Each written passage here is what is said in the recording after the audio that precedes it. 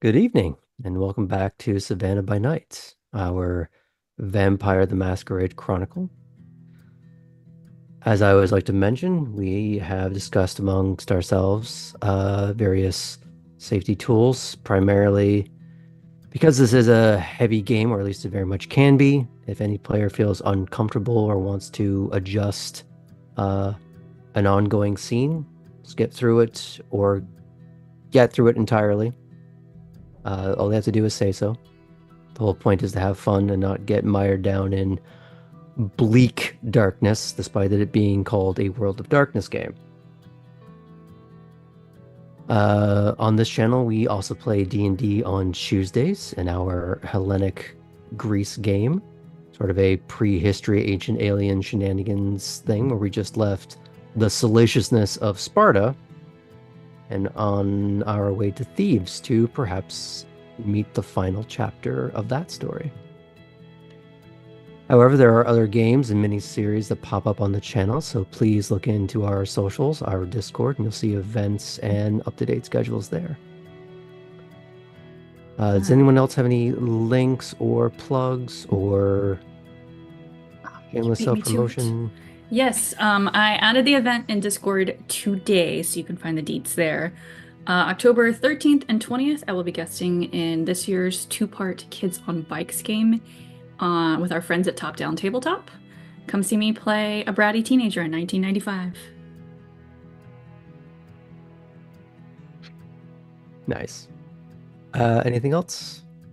I wish I could remember when he said he was going to do it, but our Tuesday DM and stream founder Aaron is going to be over on Marquee Gaming in the relatively near future It to is do one of a their like horde Friday mode in sort of October. things.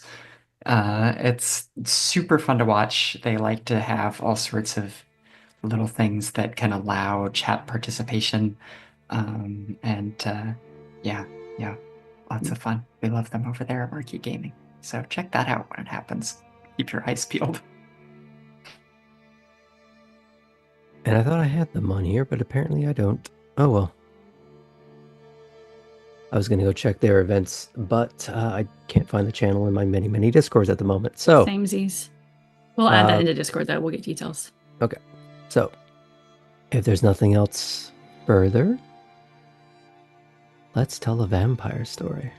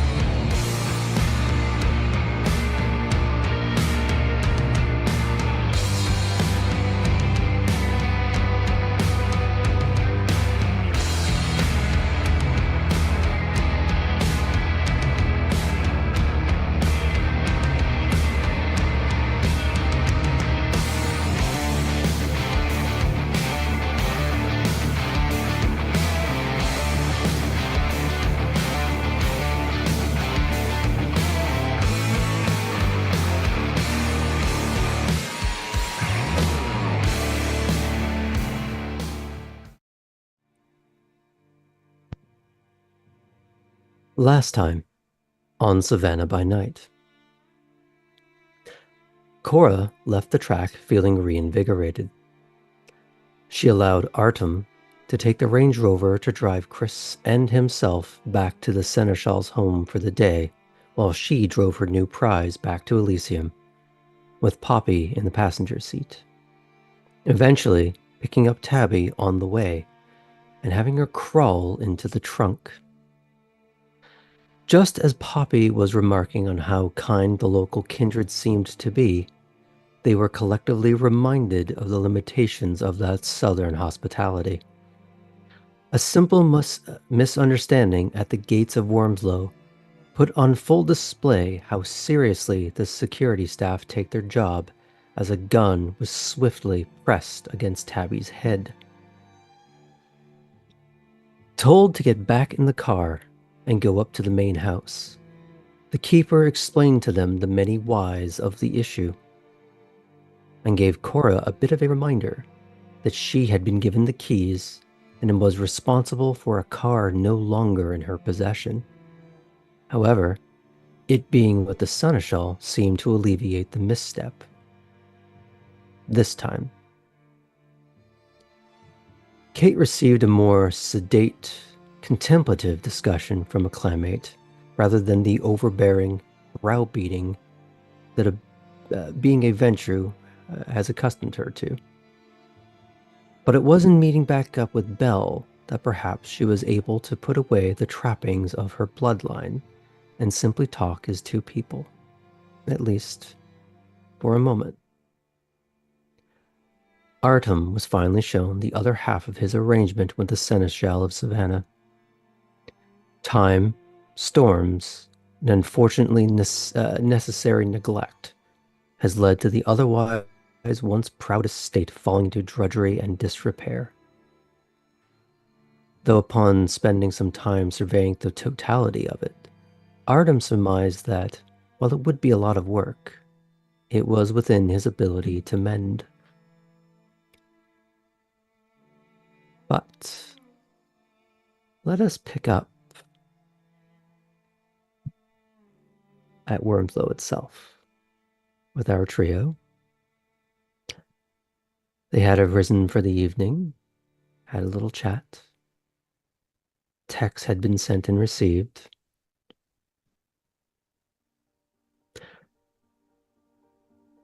Poppy had received a text message from her sponsor, as it were.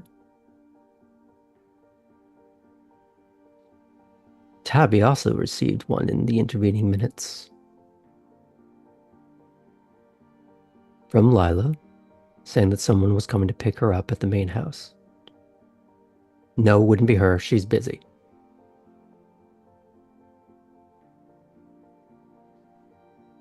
Cora, have you been sending any texts since you've been up? Only that one to Kate so far. Mm-hmm. Can you remind us what it said? I simply remarked that I was sorry to see that she'd left the cottage so soon, so we didn't really get a chance to talk. And I invited her over, if she wanted to. BYOB, of course.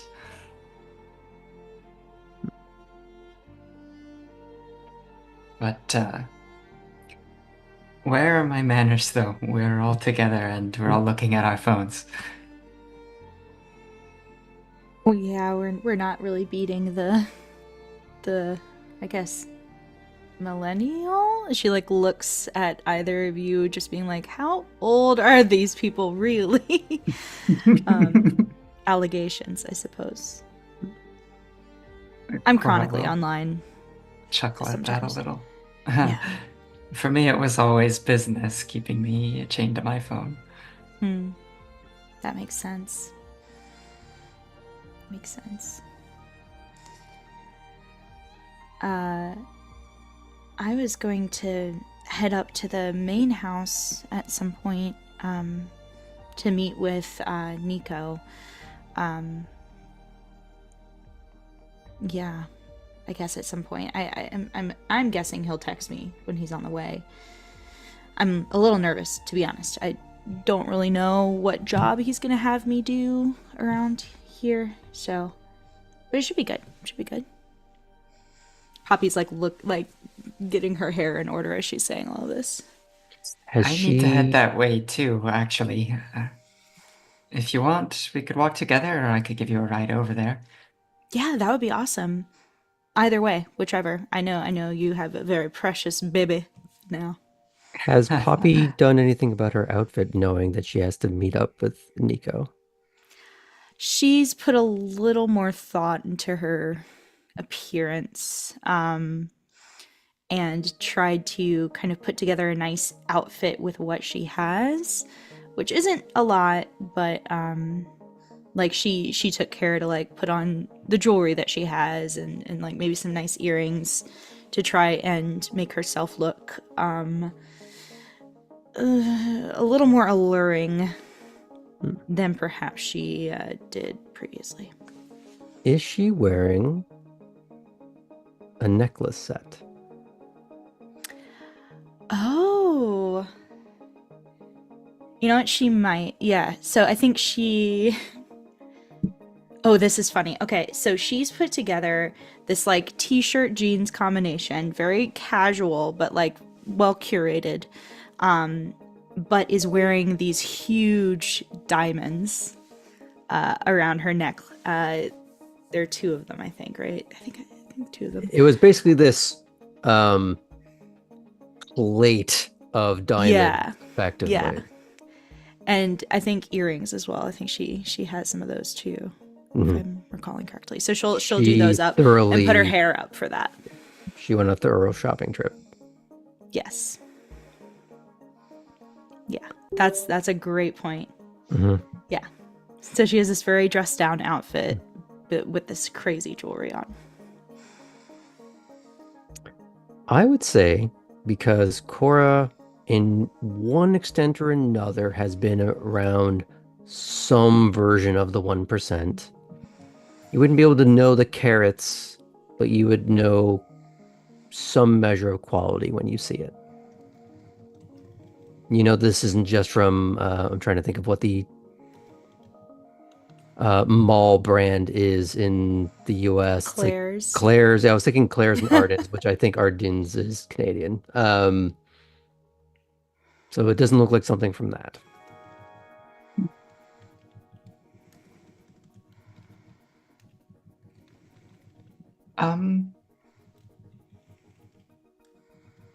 I think Cora would just sort of make a note of it for now, rather than make any immediate remarks.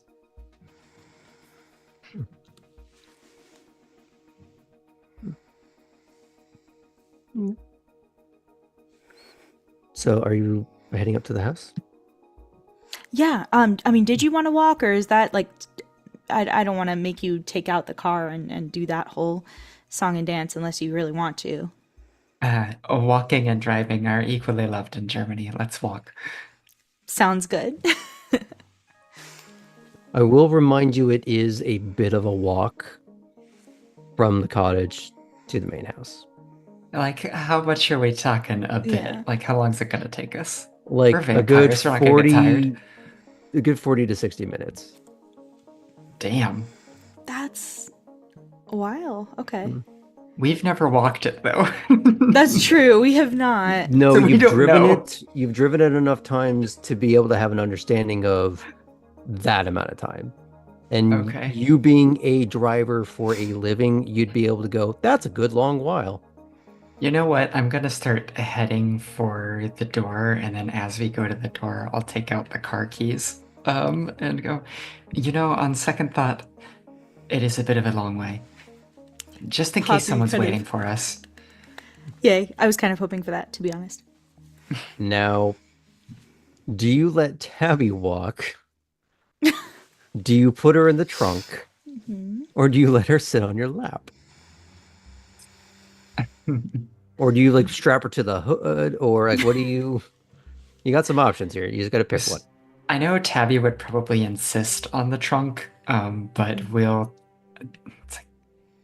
not going to do that again. No, I'm scarred for life, actually. Gosh. What if I get in the trunk this time? Or I could, she like looks at Tabby, kind of tries not to obviously like sniff the air near Tabby. Or I could sit on your lap, or vice versa if we had to. like double buckle, like you do in I would high say school. Tabby would get not blushy, but the coloration of the tips of her ears would change. And it would be this mishmash of not knowing, do you sit in my lap? Do I sit in yours? But either way, that seems to be the way to gravitate. Great. But as you get closer to the car, that there's this, oh, I guess I can go in the trunk. Like maybe not thinking that you're gonna follow through with the gesture. I think in that is how tall of a person is Tabby? I forget. I think Tabby is also more knees and elbows than you were expecting in a way. Mm-hmm. They don't unfurl to 10 feet 30 or something. But they're not Sam. If only you could see our producer's face right now. Hey, you made a big point about your height earlier, so I'm just playing into it. He's very tall to me. He's 6 feet, guys. 7 feet even. But Tabby would look both shorter than she is and taller at the same time. Cool. Since it does look like she's a bit more, probably a little bonier than Poppy is, Poppy will get in and kind of like slide in the passenger seat and then pat her lap like Santa Claus and go, all right.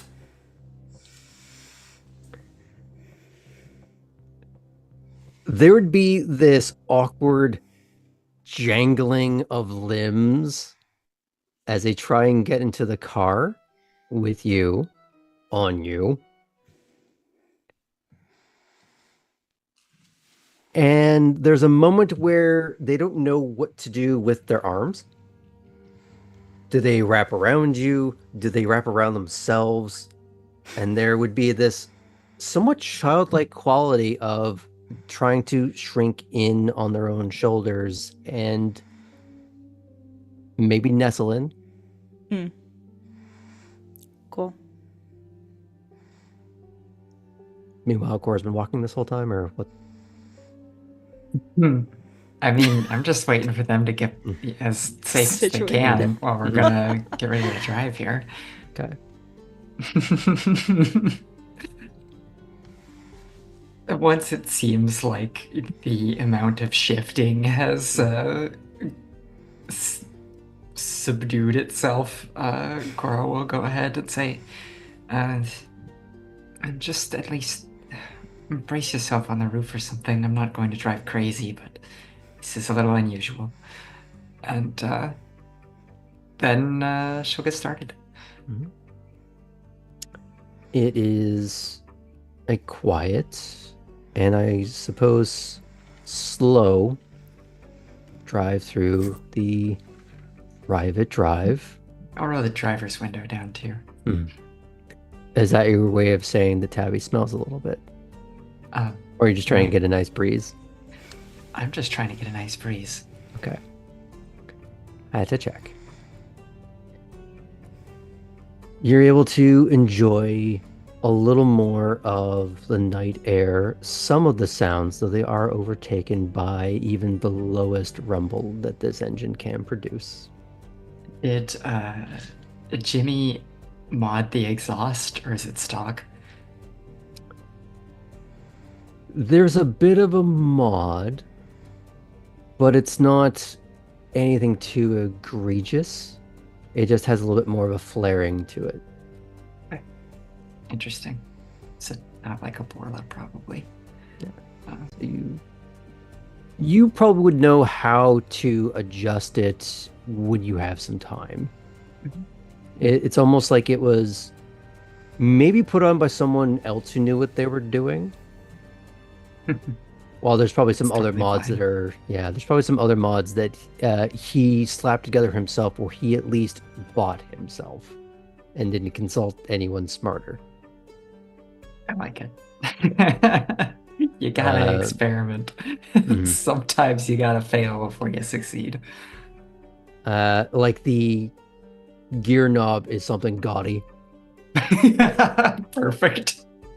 It's like a crystal 8-ball or something like that. Beautiful.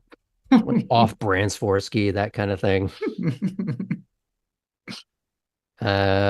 Did he leave like any dangling rearview mirror ornaments? No, nothing like that. I'm trying to think of a way to really show how gross this person is without getting really into the news. If anybody were to check the center console or the glove box, there's a bottle of baby oil, and we're gonna leave it at that.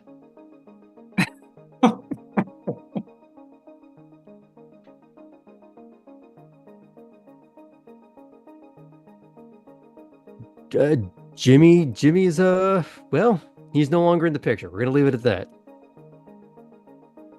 It's probably a good thing you're airing out the windows.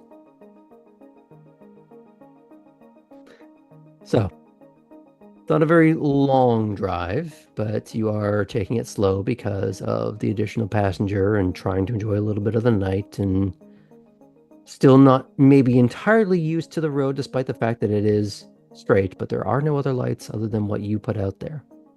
Visibility is low. And there is a little bit of a low mist creeping in. Pay attention for the glimmers of reflective eyes. I know that there is an important dog who walks around here, and I do not want to be responsible for hitting the pupper. I would say you're not going to notice any.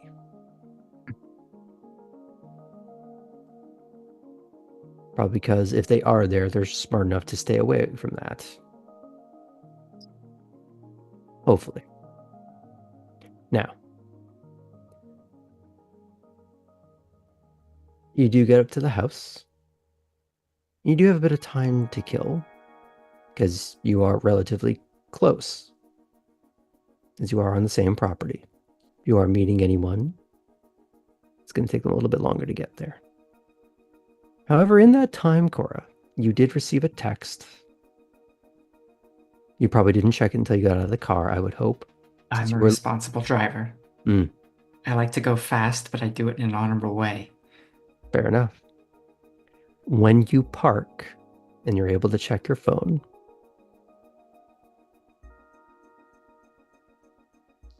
it will say in German, "Good evening. It's Heinrich. Hope you're well." Cora's gonna smile at this. Calm down, Dreamy. Not the message I was expecting tonight. And she will go ahead and message back.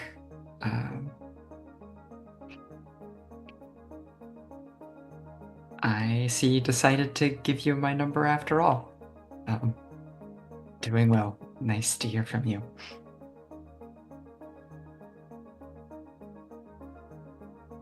You get no reply right now. But you're at the house.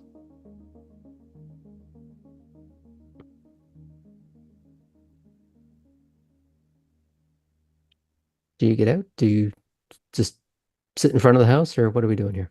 Oh, I'm getting out of the car, of course. Okay. Right when we stopped, I probably would have and checked the message after I opened the door.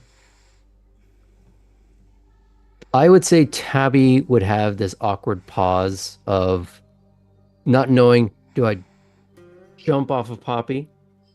Do I linger? Is one or the other more rude? Does it send a message? I don't know what I'm sending. I think Poppy will jiggle her knees a little bit under Tabby to be like, okay, we're done. Okay. That'll send her scuttling. Rides over. And I presume you go up to the actual house. Yeah. Is there like a parking area? Or is it just like a driveway to a... Yeah, do we It's- have like the semicircular drive? Kind of. It's more a gravel area rather than pavement. Kind of the same way the road is not paved. Is anyone parked? So it's like just kind of a rectangular gravel patch. Is there Mhm. anyone else parked near the building? And is it like There in the very are- front, or are we going around like a back way? You're up at the main entrance of the house. There are a few cars. Some that you would have seen before. Fairly nondescript looking in comparison. It's a good bet that at least one of them would belong to Atherton. Some security staff. And knowing how there are different little pockets on the estate, there's probably other places where cars are parked. So, which probably explains why you're not seeing a lot of cars, but you know, or you've noticed security at the gate. There's probably a place where they've parked just inside or stuff like that. And that seems manned fairly consistently. In nondescript, no funny bumper stickers. For this area, at least. No. It's, you would see Any vanity plates? just Jimmy's, and I'll let you figure out what that one is. Oh no. We're gonna have to do something about that. Mhm. Congratulations. You would see a familiar beef-necked individual in a suit at the door. But he's not barring your passage. He's just being present by the door.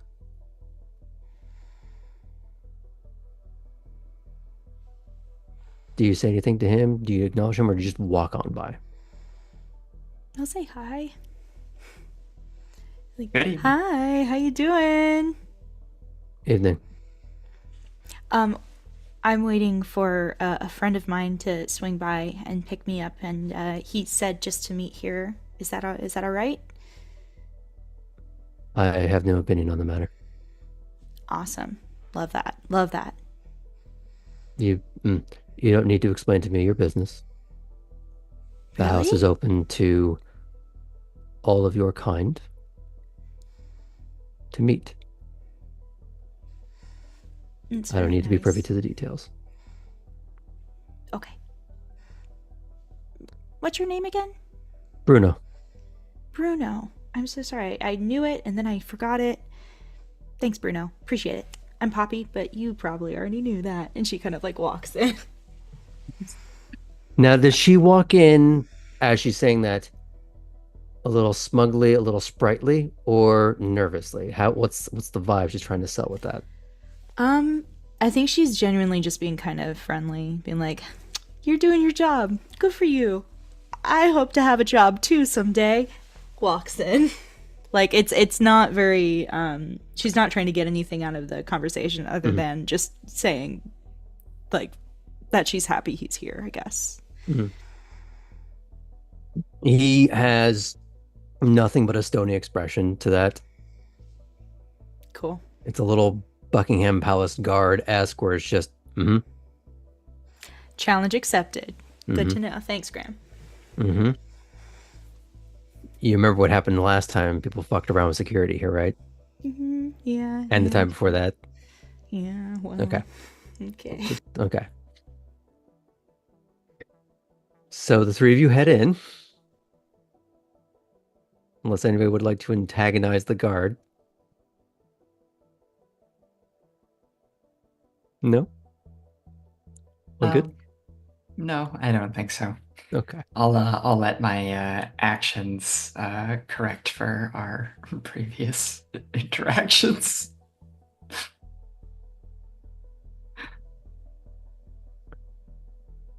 All right.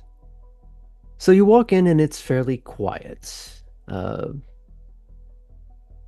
Unlike the first night where it was bustling, and the second night where you were met with both Atherton and then Edward and Lila, there's no rush of activity.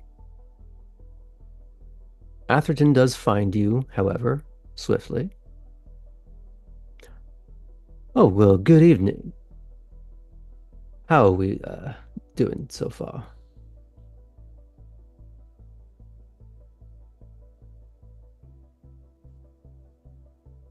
By the one.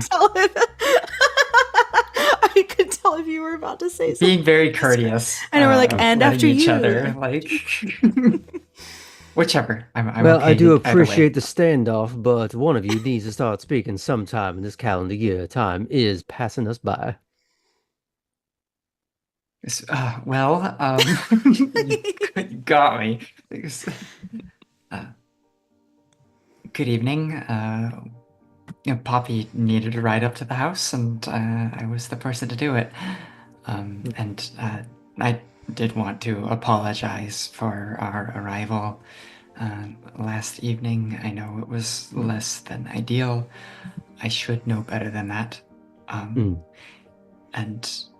I know it put us all in an awkward position. So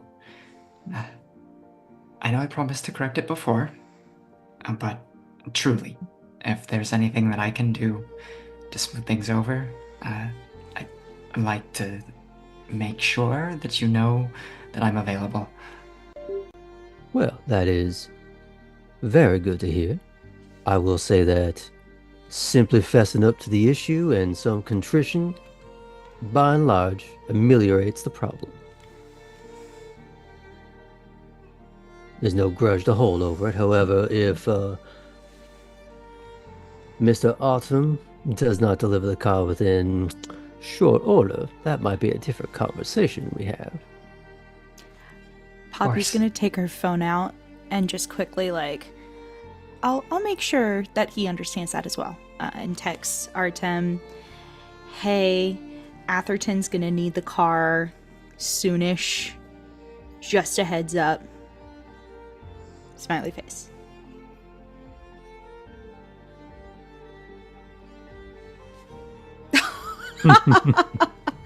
The eye roll of it all.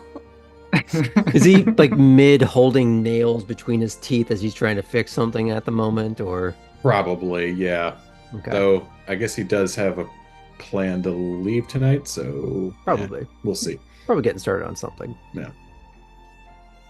We'll get to that in a minute. But in all honesty, I understand the foibles of youth, despite some of us being quite old. We understand that mishaps and mistakes will happen. However, repetition of those same mistakes will be a problem. However, Of course. if you are learning and you're making new mistakes that at least aren't severe, well, that can be worked with. So, what sort of mistakes are we getting up to this evening?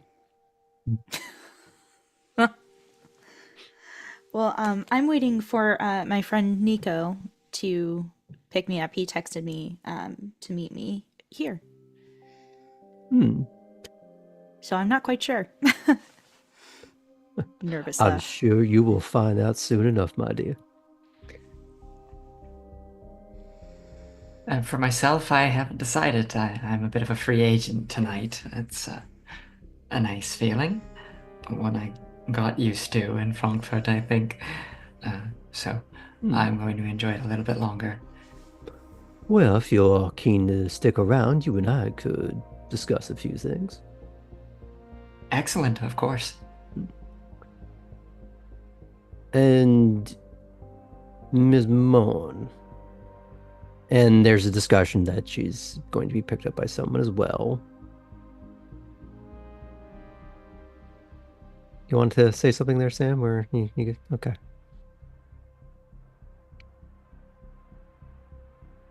Towie's probably just going to amble off, maybe to explore the house a little bit.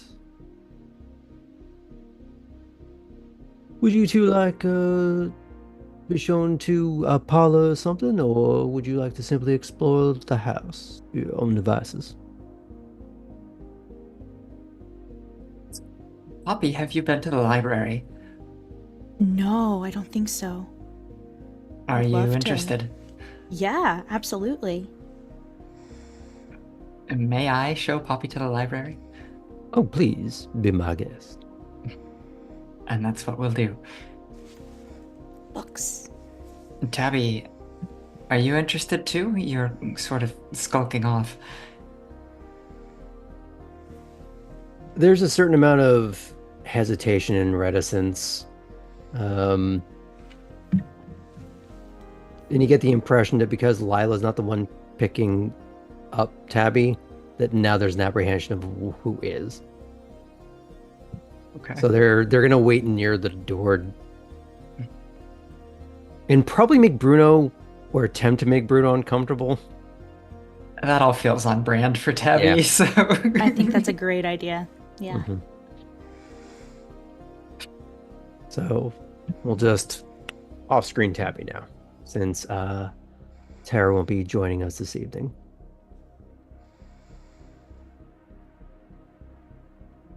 Now you bring Poppy to the library. I didn't have a chance to look at it extensively the other night, but once we were all separated to meet each of our families, Leland took me up this way.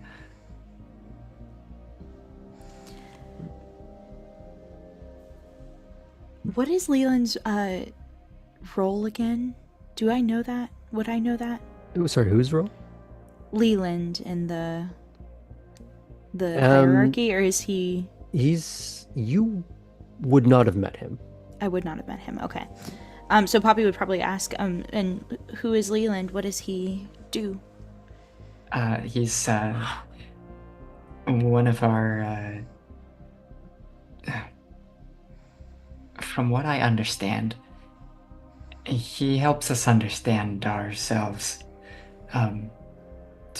At least Malkavians. Mm-hmm. I don't know. Maybe he would do the same for you. He helps you like a interpreter. Like a therapist. Oh, that's so cool. I don't know how much you know about us. Only a little bit.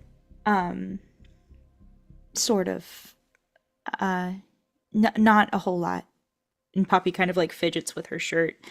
But that's amazing that you have like a therapist. Like, all of the clans should have one, right? Probably. Probably, honestly. Yeah. Very cool. Have you already had like a session with him in that case? Oh no, No, okay. I just arrived, just like you. So. Oh yeah. So he brought you. I'm sorry. He brought you to the library to meet with everybody. I got you. Poppy is like very visibly kind of anxious. As you get to the library finally, it's not just some cubby with books in it. It's fairly expansive to the point where there are little different sitting spots that you could be isolated from a different reader and still not feel like you're crowding each other. You could be alone while still sharing the space. You do see two individuals over a chessboard in a corner. Cora, you would recognize them. One of them as Lump. I thought so. Cora will. I'll let you get to that in a sec. The other is wearing a dark red burgundy-ish jacket, dirty blonde hair, seemingly quite handsome and wordlessly playing a chess game with the ruined countenance of Lump.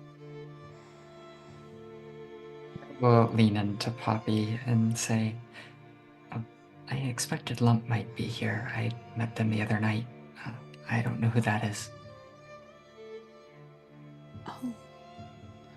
And I think Poppy mentally is like, oh, I know which one's Lump. That's easy.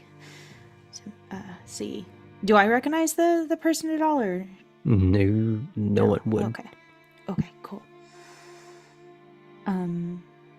Do they look like very intensively concentrating? Not to the point where they don't realize that you're there. They look like they're paying attention, but not focus locked. Okay. If they look up at all, Poppy will wave.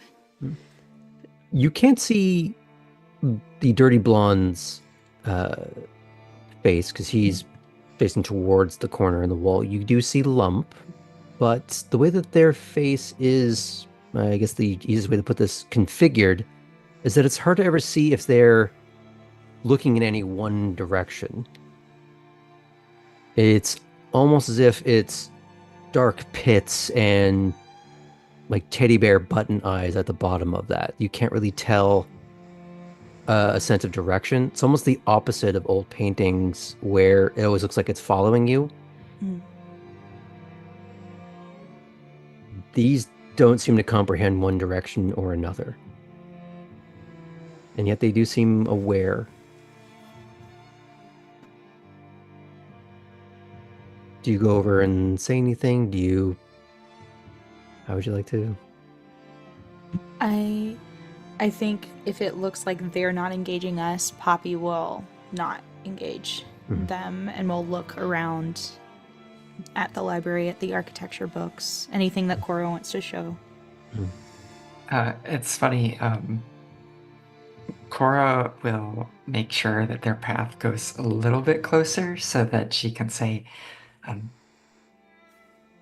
we won't disturb your game if we're walking around and taking a look, will we? Lump will glance to the gentleman.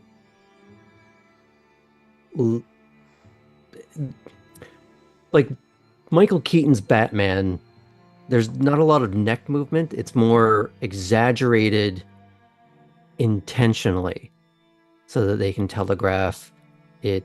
Look to him, look to you, shake at the shoulders rather than the face or neck. The gentleman on the adjacent side of the board. Oh, no, not at all. Were you wanting to use the board at some point, or? No, I think well, I'm not to speak for you, Cora, but I am not into chess very much. Oh, a shame. Well, I never learned how to play. She kind of laughs. Oh, well, you should spend some time with Lump. They're a very good teacher. That would be great. Hi, Lump. I'm Poppy. Nice to meet you. Lump's head was angled down towards. Are you offering a hand, or are you? Sure, yeah. Okay. They will look down at the hand. There's that tilt down towards it, and they stare at it like they're not quite comprehending what the gesture is for a second before they reach out, and an equally uncanny valley hand will reach for yours. Poppy will try to make no obvious surprise at the hand. And when this, I'm assuming, brief handshake is done. Yeah, she's not lingering. Yeah. they will turn their presumed cone of vision towards Cora, and there's a tentative wave of at least recognition.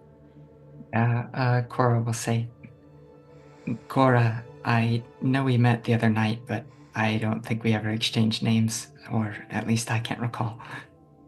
They nod. The other gentleman, hi, Costello Savini. Costello Savini. Do you mind saying that first name again? Out of character. Costello, Costello. Thank like you. Abbott and Costello. Excellent. It's Savini. That's not an Italian surname, is it? It is. Do you speak Yes. the language? He will descend into it. He goes, I recognized it from yours as well, Ms. Violante.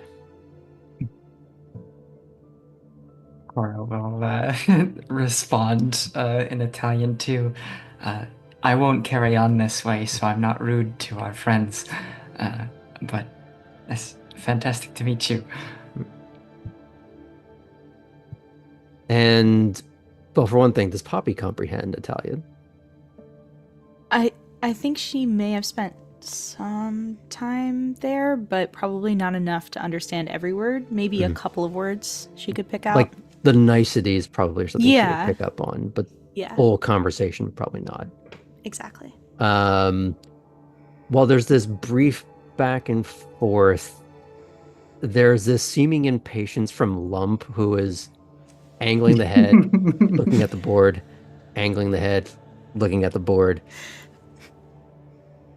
And it's,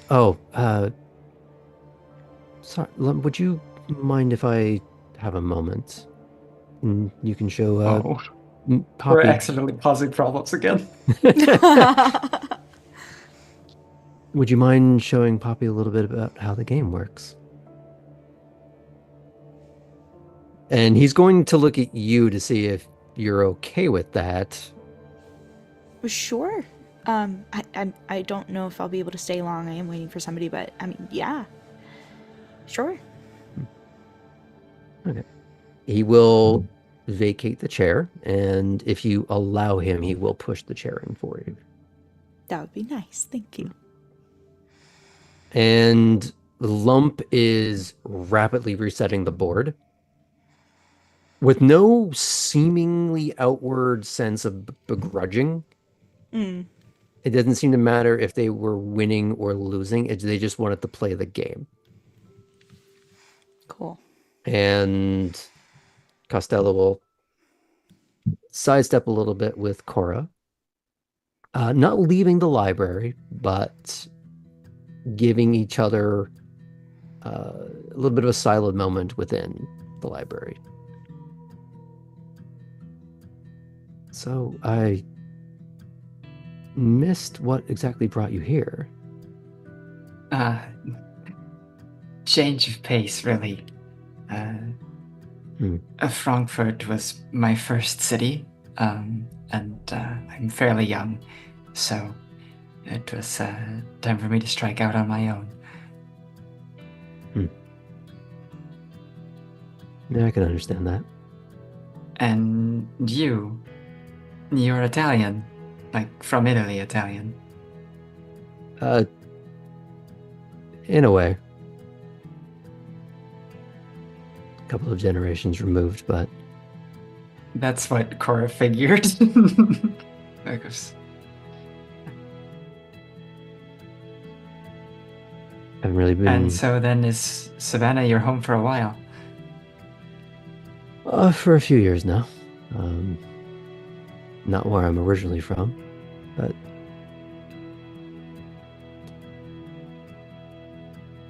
decided I would be of use here. Get away from complications. I won't ask about the complications, but of use? Oh, That's usually my name gets around pretty quick on the first couple of days.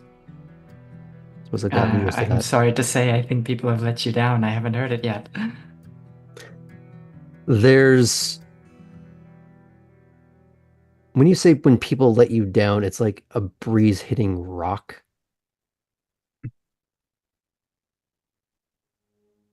Uh, um, do you know what a Giovanni is? Do I know what a Giovanni is? Storyteller. You've heard the clan name. You don't know a lot about them. Okay. But the pieces of mob and old country, Italian, Right. those parts of it do start to ring true a little bit. I'd say when I was alive, you would have been the kind of people that I'd be advised to stay away from. That part of it hasn't really changed.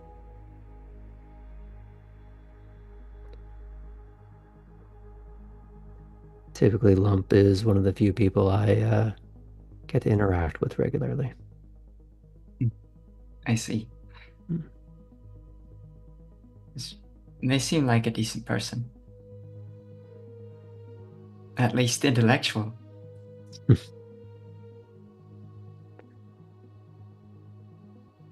Most people talk too much. Lum says everything they need to with a look.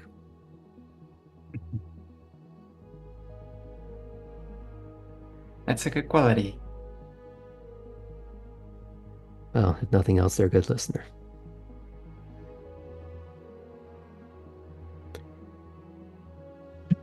No. I'm sure there's other things you want to add there, but we're just going to pan the camera over for Absolutely, people I've in the had scene. the screen for a minute. Mhm. Now, does Poppy know how to play chess at all? I don't think so. I don't Okay. think so. Yeah. Has Poppy at least played checkers? Yes, Okay. for sure. They're going to be reaching over the board, and I guess it becomes very clear very quickly that you have no idea what you're doing. Mm-hmm. Mm-hmm. So there's going to be a lot of, despite the fact that they are fairly nonverbal, they are constantly pointing at pieces and then pointing at the various points that those pieces could move to. Okay. And they are trying to walk you through how to take their pieces away from them, rather than the opposite of taking away your pieces to make a point. Got it. She'll take the little sketchbook that she keeps like in her bag out and like try taking some notes about the shapes. Mm-hmm. She needs that visual, I think. If you allow them, they'll reach for the pencil or pen or whatever you have. Yeah, yeah. And they'll even draw from complete memory. They're not looking at the board, the exact piece, both a side and front and top profile. Mm-hmm. And then was it isometric is the right word? That sort of 2D, 3D image of something, and give you Sounds good. the projected paths that they can take. Like for the knight, it's the L shape, Mm-hmm. bishop diagonal, all that kind of stuff. They are spending time maybe not realizing that they're drawing in someone else's sketchbook as much as I'm getting to do a thing and I'm going to do a thing. Yeah. I think Poppy is kind of just sitting there impressed while they do their thing. Maybe asking questions here and there. Mm-hmm. But yeah, I think kind of in awe. Trying to get it. What they'll also draw is a couple of versions of top down of the board Mhm. to show you opening moves to start with. Like they'll draw little arrows giving you indications of do this, and they'll even start to give um projections of how the game goes if you start that way.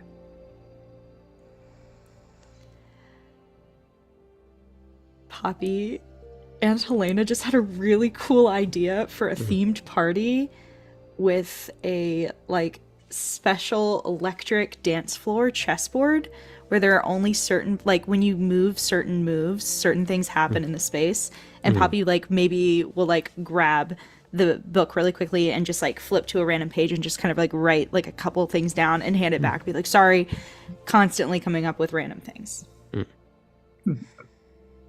Do you show them what you were scribbling? Yeah, she'll be like, so I know this is not what we're talking about, but like if in real life you are on a large chessboard and there are lights and there is music and all of these wonderful things, and you do a certain move and that affects the space, that could be really cool. And I think that's also her coming up with that idea is helping her understand this contained thing. They give you this uncomprehending look.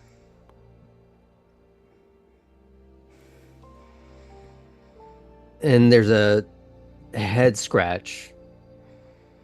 Not understanding, it seems, any of that. And they go back to the page where the drawings were starting for all the chess and the projections, and they continue what they were doing a second ago. Great. I don't think Poppy's gonna push it. She needed that was just kind of a blurb. Yeah. A blurt. Paul Blurt, Mall Cop. You would get the impression in this case that their social skills are quite limited or stunted, or interest is lacking.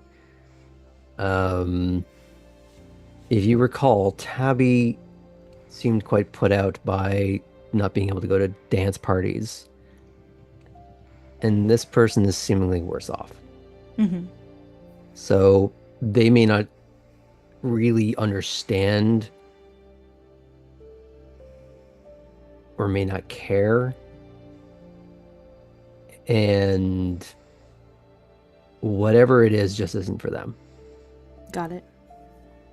They don't seem upset. They just don't seem to know what to do with it. But they're still engaging with you, at least on the thing that you started engaging on. Yeah. And at one point, they scratched their head. They hold up the awkwardly framed hand. And they take out their phone.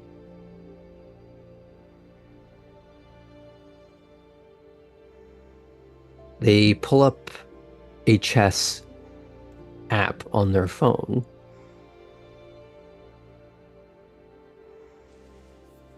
To show, what it looks like.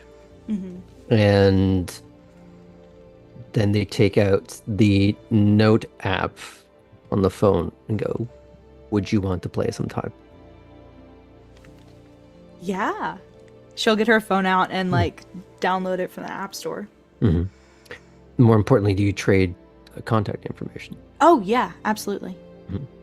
Yeah, she'll offer her phone. Okay. I'm just gonna pan back out from that a little bit. Back over to Cora. What is the rest of the conversation like? What do you dive into there?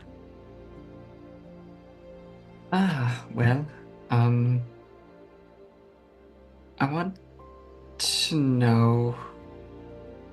I want to see if I can get a little more details about what it is that he does exactly, because he said he could be useful here. Then he kind of got into family history a little bit of.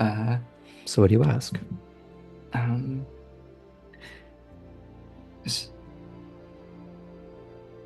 So then are you doing sort of under the table things for Elysium, or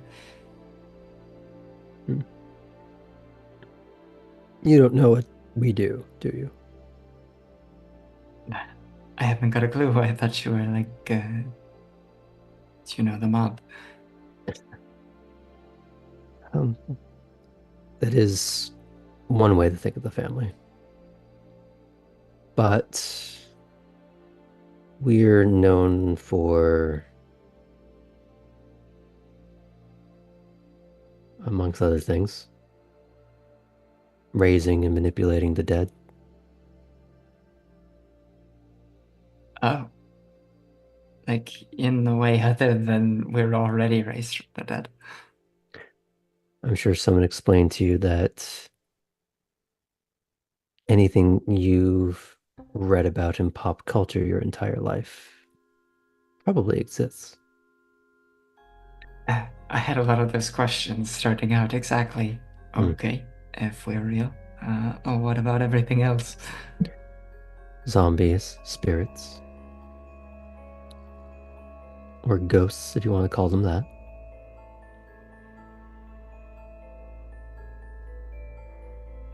Do you And find a lot of them around here in Savannah?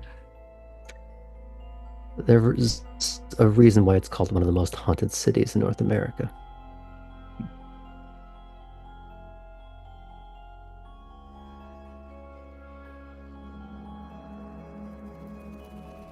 I'm intrigued by this. Uh, this wider world that I'm a part of. Hmm. He'll look over at Poppy and Lump, who are engrossed in chess mechanics, and he'll shuffle you a few steps further away. And the voice lowers a little bit. Often what I do is for the prince or the sheriff, where I help investigate oddities, seeing if a questionable murder scene is just a murder scene or involved in one of us or something else. See, this is out of my area of expertise, but if you ever need a driver to any one of these sites, Oh, that would be interesting.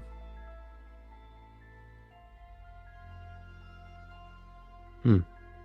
Have you been to any of the cemeteries yet? not here in town, no. In Frankfurt, yes, of course. Hmm.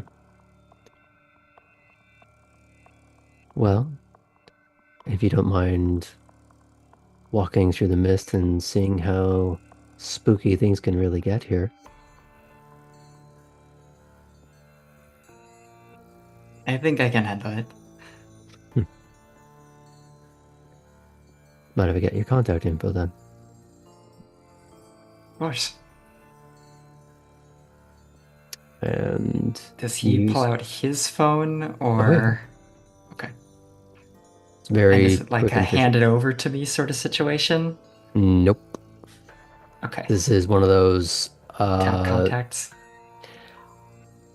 I'd say more like he's holding the phone and there's this flick gesture where it sends the contact. Okay. And you realize that you're holding a very similar model of phone so he probably got his from Edward and or Lila. I see we all have the same service provider around here. You should ask them how that works at some point. That's a very good point. Ask them about Dark Tower. Mm-hmm. You're going to leave that a mystery for me to uncover then. Of course. She'll kind of give herself a little note on the app.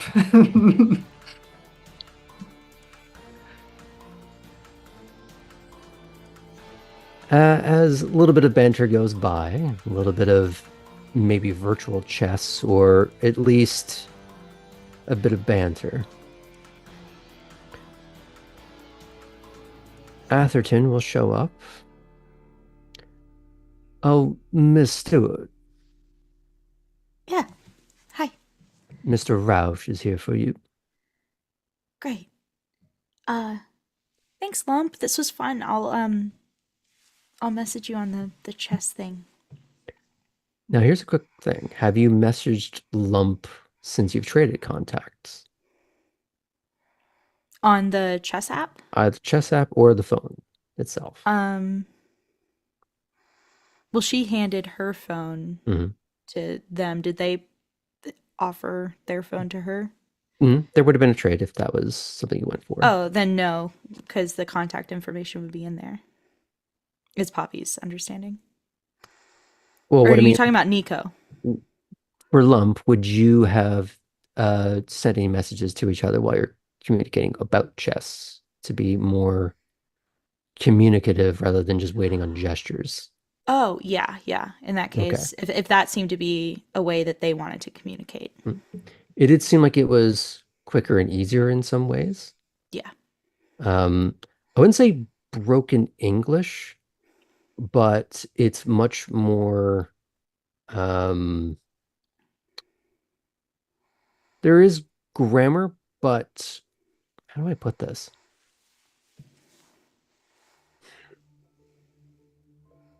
Like very stripped down. Very stripped down. If you've ever texted with someone who is deaf or mute, there is full range of comprehension and understanding and use of English, but ASL is not a grammatically rich. It has to be stripped down in order to be expedient. Yeah. So there's aspects of that that translate into when they're writing in text. So you're getting a little bit of that, but it is fully legible. There's no room for miscommunication. In the same way that technical English, you know exactly what the person's saying at all times. There are some contextual aspects that you do have to glom onto, but you will quickly learn it. And the fact that you are engaging with them at all, the texts come a little bit faster. But as you get up to leave, there's a little...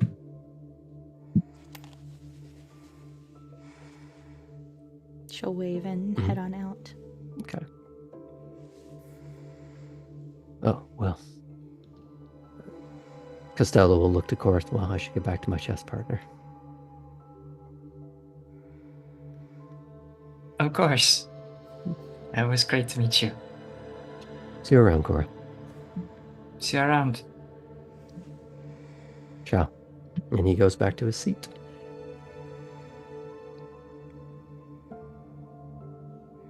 We are going to pan out from this little scene for a bit to get to our others waiting in the wings.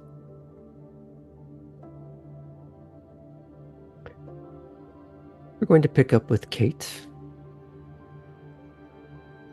Last we saw you were at a parking lot. You were waiting to hear back from a Mr. Innsbruck. What have you been doing in that time?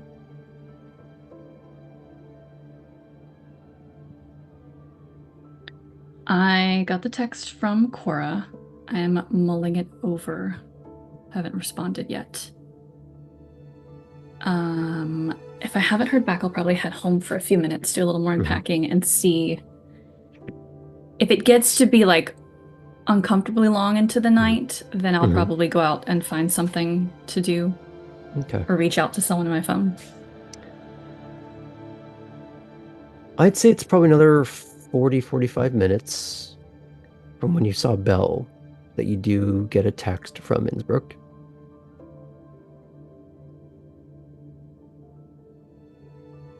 Meet me at the big house.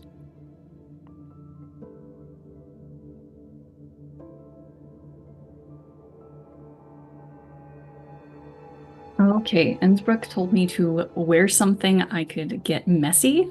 Mm-hmm. So, casual for Kate, but she is still a Ventru. Mm-hmm. I have not gotten my Georgetown hoodie back from Tabby, and now I don't know if I ever will. That might have been a mistake. So she will go even further back and will pull out a Duke sweatshirt, jeans, and hunter boots. I'll give you something for free. Uh-huh. You don't want to wear anything identifiable. Oh. Okay, then it shouldn't have a lot of casual clothes. Mm-hmm. So it will be a sweater. Maybe it's an early days like thrifted Draku sweater before she could afford to shop there on her own in like college. Okay. But still jeans, hunter boots, and she'll pull her hair back. And you head out towards Wormslow. Mm-hmm. Okay. You are arriving at the same time as one Nico Rausch, but he's several paces ahead of you, and he's heading into the house. You see he's talking with Atherton. Not that you know who he is, but Rausch is shown to a parlor. Atherton just holds out a finger for you. Just bear with me for just one moment, please. He goes upstairs. A couple more moments pass. He heads back downstairs. Ah, Miss Fulton. How can I be of service this evening? I'm supposed to be meeting Innsbruck here. Oh, I see. I could show you to a parlor or salon of some sort if you would like to wait. Sure. Is there anyone I might know here? I believe some of your fellow new bloods are upstairs as well. You wouldn't mind leading me to them? Ah. Apologies, one of them would have just been brought off to see someone else. But a Miss Violante would be present if that would suffice. Of course.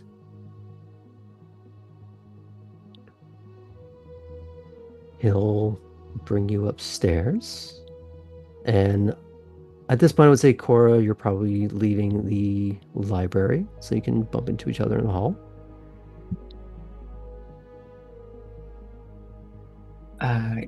Kate and I, or Poppy and I, Sorry, or Cora and Kate. okay. It's a bit messy, but Poppy would have been extracted from the room. Gotcha. Yes. Miss Fulton, how are you tonight? Cora, I'm sorry I didn't get a chance to text you back. That's okay. I understand. You're a busy woman, I'm sure. If I'm not required, I will see myself out. Thank you, Mr. Atherton. If you see Mr. Innsbruck, could you point him in my direction? Of course. And he heads away from whatever the scene's about to be. And what does Mr. Innsbruck do? He's the cleaner. I see. Did that name come across for us at any point before? Not for you. Not that I recall. Okay. And she would have asked Kate this as well. What would you have asked? Just what I asked that was answered by Graham. That have we met Mr. Innsbruck? Has the name come across for us before? Mm-hmm. but Nope. So, do you want to explain what the cleaner is then for? Sorry, I wasn't Mhm. following what, Mhm. since she had asked you what Kate was being asked at that point. that's what you were being asked. Exactly what I asked. I don't think you've met him. He's part of my family. Meant to be doing a bit of job shadowing and see what exactly cleaning entails. Cleaning. Hmm. Did you not have anyone similar in Frankfurt? In court? I couldn't tell you if we did exactly. Did you not spend a lot of time at court? Hardly, no. No. But I take it you did. You said as much the other night. It's kind of part and parcel of being my sire's child.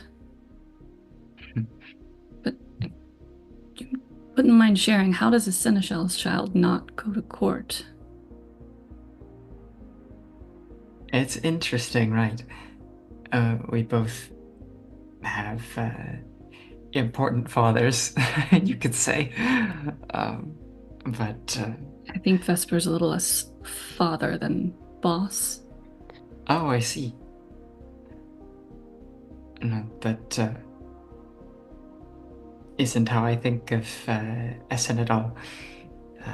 And I wouldn't say that he thinks of me as an employee either. In fact, I was scolded once for trying to do work for him. No, to answer your question, I wasn't for the court exactly. Well, Frankfurt, I had a little space to figure myself out.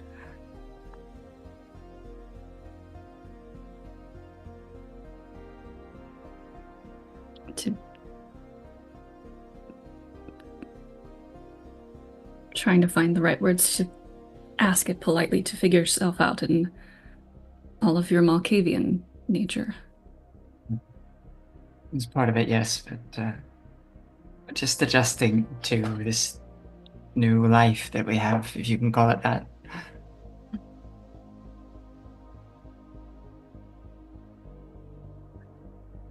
And is that how the Frankfurt court runs overall? I couldn't rightly say. I would say, though, that Essen, as the seneschal, as Essen, had a degree of latitude there in Frankfurt. So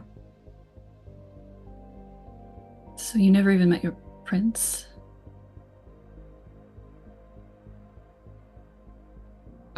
Cora knows that she's talked herself into this, so there's really no avoiding it at this point. No, I never did. Fascinating. Savannah is my first court, you could say. And how do you find it? Well, bloody, for one. But the prince seemed fair-minded, if strict, and I can't say I'm terribly surprised. Atherton is pleasant. And I don't know much about any of the others at this point. And your Primogen?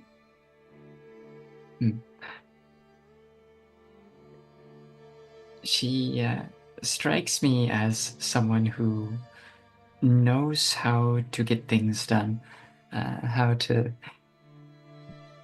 keep that position. You know, I'm told we have our peculiarities as Malkavians, so. So it would seem she plays politics much more than your Essen did. Oh, I wouldn't say necessarily that Essen didn't play politics, just that it wasn't my space. And I'm sorry, I've asked you so many questions. I feel impolite, like I put you on trial. We're in Elysium, so I guess it goes with the territory. But no, it sounds like your experience must have been quite different than mine then. Very different. I was attending court before even being embraced. You were. So, did you know at the time that that's what you were doing? Yes, was training. Be given the gift Interesting. of ghoul. Show that you're worth even in the first step before being taken to the next step. Oh, you were a ghoul first. Do you know if that happens often? Graham for Ventru? It's not excessively common. Like it's not Like the required. standard? Yeah. It's not a requirement, but it's common enough. And you would know that Venture are not the only ones that do it. Mm-hmm. Actually, one of the ones that you would know, based on discussions, is it's even more common, if not the most common, among Giovanni. I don't know. There's one of those here yet. Dramatic irony is fun for everyone. It can be standard for my clan. You could say I was headhunted into the job. I was going to ask if it was sort of a probationary period. Yes, he knew who I was before I knew who he was. So then, it was something you actively worked for and sought out? Being embraced, or...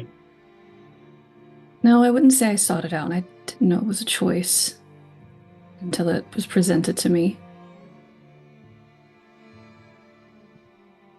But I was given a choice then. And so your work then at the court for your sire, what was it like? They said the Prince of DC. Mm-hmm. I mean, that sounds important to me. There's a lot of similarities to my life pre-embrace. Though a bit of a demotion if you look at it, though a promotion at the same time. Back to being a page in Congress, but on a much more immortal scale. You worked in politics. Mm-hmm. Interesting. There would be a few politicians who would come by. What I used to do, but not always. So you were a driver?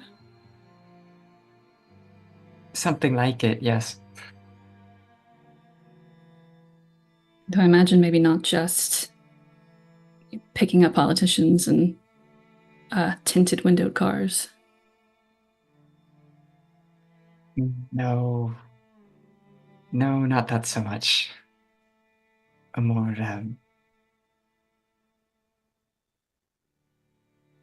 well, I just don't want to get into it tonight. No, it's all right.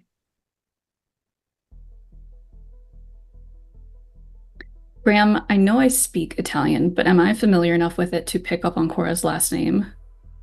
Or would that be kind of out of the scope of just like learning the language? Oh, Her sorry, what last do you name asking? literally means like violet.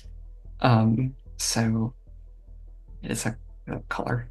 Mm-hmm. Like I haven't been around for overhearing Cora drop any bits of Italian in her phone conversations. So I don't know if by knowing her last name, I could pick up like she and Savini just did on each other's last names. I don't know if I would know. Are you asking if you know her last name or if No, you? if Okay. by knowing her last name, I would know that she was probably Italian and not German, because I've only known her as from Frankfurt. I mean, in the introduction, you caught the last name. You would Hmm. have caught. Well, she says that she's been to Frankfurt, but I would say that that's not her accent. Hmm. And I would say that Cora is actually, you can hear her actively trying to sound like she's from the US, but So it doesn't, it might not always land. Um, but I would say that based on bits and pieces of the accent, you would, other than the fact that you know she was in Frankfurt, you wouldn't immediately jump to German. Hmm. You would get European, and then based on the name, it would be a better guess to go with Italian off the top of your head. Okay. So is Germany always your home? uh, it's always my uh, home post death, I suppose. But no, before that, no. I wasn't sure based on your accent. Uh, yeah, I tried to make sure that I was sounding most like from the United States that I could. Because you see, all of you, you have a lot of media. So when I'm dealing with international people and I don't speak their language, I have German, Italian, a little business Chinese. Parli Uh, italiano. Cora will switch to Italian then too, interrupting her thought. It goes, "Oh, so you speak Italian then?" Yeah, it's something I've picked up the past couple of years. And I feel like as they start to converse in Italian, every once in a while she will use like an older word for something that maybe sounds old-fashioned to you, but just like every so often. I'll take it a step further. Hmm. It'd be more of a Latin root word, not Italian. So I have a wonderful now connective tissue. Does the way that Kate speaks Italian in like a almost archaic remind me of the way that Essen would speak German sometimes? Yes and no, and not for the reasons that you're thinking. Okay. This would be more, everything sounds like modern Italian, English, like proper grammar and vocabulary, but there'd be gaps that's being filled in. And then the Interesting. pronunciation is, uh, well, I wouldn't say that it's immediately Latin because how would you ever know what Latin's supposed to sound like? It's technically a dead Would it language. almost be like someone drop like in English dropping in bits of like early modern English, like Shakespearean almost? Pre-vowel shift English would, So like a so Middle English. where it would sound, depending where you are in England, it would sound either Dutch or it would sound French, despite the fact that you were saying the exact same word. Hmm. So there's little bits and pieces where things don't quite add up. Or And this is where you're finding how you're gonna sound a little weird to someone who speaks modern fluent Italian. Hmm. And in a way, it's like your universal translator is a little janked. There, some of the words that you're filling in the blanks with will work. It didn't get the patch Yeah, for the past couple of 100 years. it's missing something because as a result of how you learned not Italian per se, but how the Romance languages were approached, you were given a foundation of Latin first. Everything else was grafted on top of it.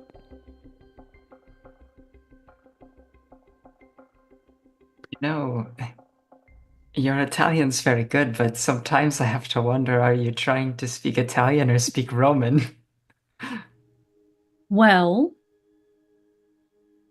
if you met who I learned Italian from, would answer that question. I see. So this isn't something you picked up in your political life, but your life. No, I've tried to supplement it with Duolingo a bit. It gets a little messy with some of verb tenses and how they're used nowadays. Horace gotta laugh because there are much better options than that owl. But it haunts me if I don't play. So I'll give you a little further bit. During introductions on your first night, the name of her sire was given the old form, Vespasian. That's true. Okay, well, if that hits for Cora, then... Oh. Vespasian was your sire's name, the prince said. He hasn't gone by that name in quite a while. But at one point, yes. Interesting. You know, I wonder if he knows Essen. I don't know. I'm not at liberty to ask right now, but... No, you don't... I suppose you don't have that kind of relationship with him. I could probably ask Essen, if you're curious. Would it get you in trouble? Still get to call your sire? Yes, I do. Interesting.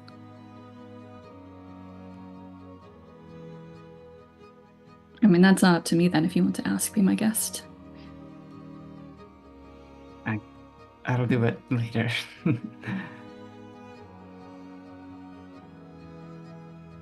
If they know one another, I'm sure it'll amuse them. I feel like at some point, over time, you're bound to meet those that have stuck around for that long. That was my thinking too, especially if they're both rather important.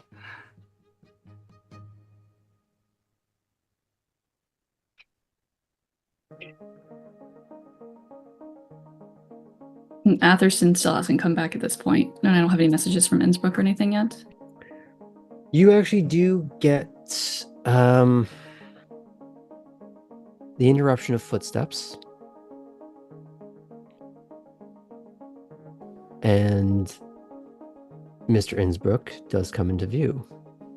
But it's a bit of a hurried step. In that approach, Cora will make ready to excuse herself. I imagine that's probably who you're waiting for. Looks like he's moving with a purpose. We should continue this conversation sometime. It's been nice. Still speaking in Italian. Well, it's good to finally chat, Cora.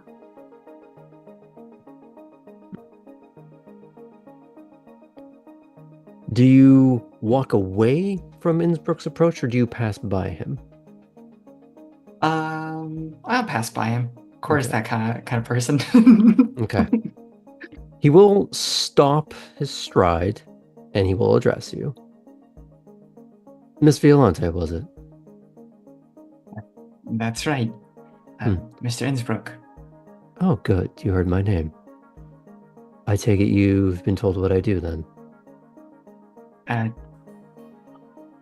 Miss Fulton gave me a title.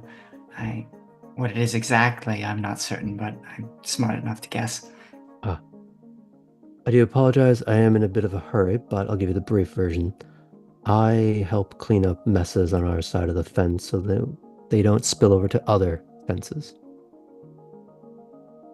Is this the sort of thing that all of us can employ if calls for it, or do you report directly to someone else? Yes. Okay, then. But I would be very happy to give you my number in case you run into a problem that I can help correct. Of course. Hopefully, if I do it, somebody else's and not my own. Well, for your sake. And he will trade numbers with you if you go for that. Of course. Apologies for being brief, but I have things to do. No, of course, you're not here to meet me. Gives you a nod, and he will stride over with a bit of purpose towards Kate's. And he does pull you into a bit of a sorkin as you're having to walk through the building a bit. He goes, I do apologize, Miss Fulton. I do have other business that takes priority this evening. Understood. I would take you out, but this is not something for first-timers. Have you seen a Mr. Savini around this evening? I don't believe I've met him. No. He's going to take out his phone. He's going to make a quick call. You do hear a very quick conversation. Where are you? So am I. And the aforementioned Marco Poloing through Elysium. yes, as a voice rings out from behind you as someone steps into view. That would be my other appointment. Unfortunately, we do have to get going. I'll make time for you over the next couple of days. Next time. Keep in touch. And he's going to take a look at you, and you see him wearing an all-black suit, black tie, and no vest, black shirt. And it has a very matted effect. It does not pick up light. It's not one of those Vanta Black kind of things where it just disappears into the spectrum. It is an actual now I want fabric. him to be that much of a diva that he just dyes his clothes Vanta Black. Well, you're really not going to enjoy some of the other things that happen in this game.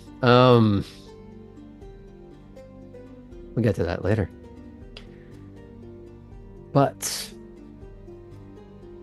you get the impression that this was something that he can at least wear to things that does not pick up well from the light.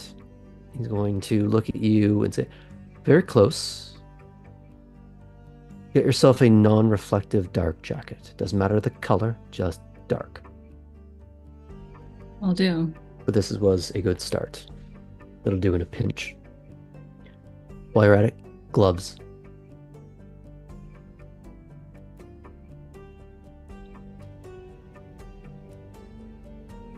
I have some I can lend you, but good to have your own. Got a Prime account.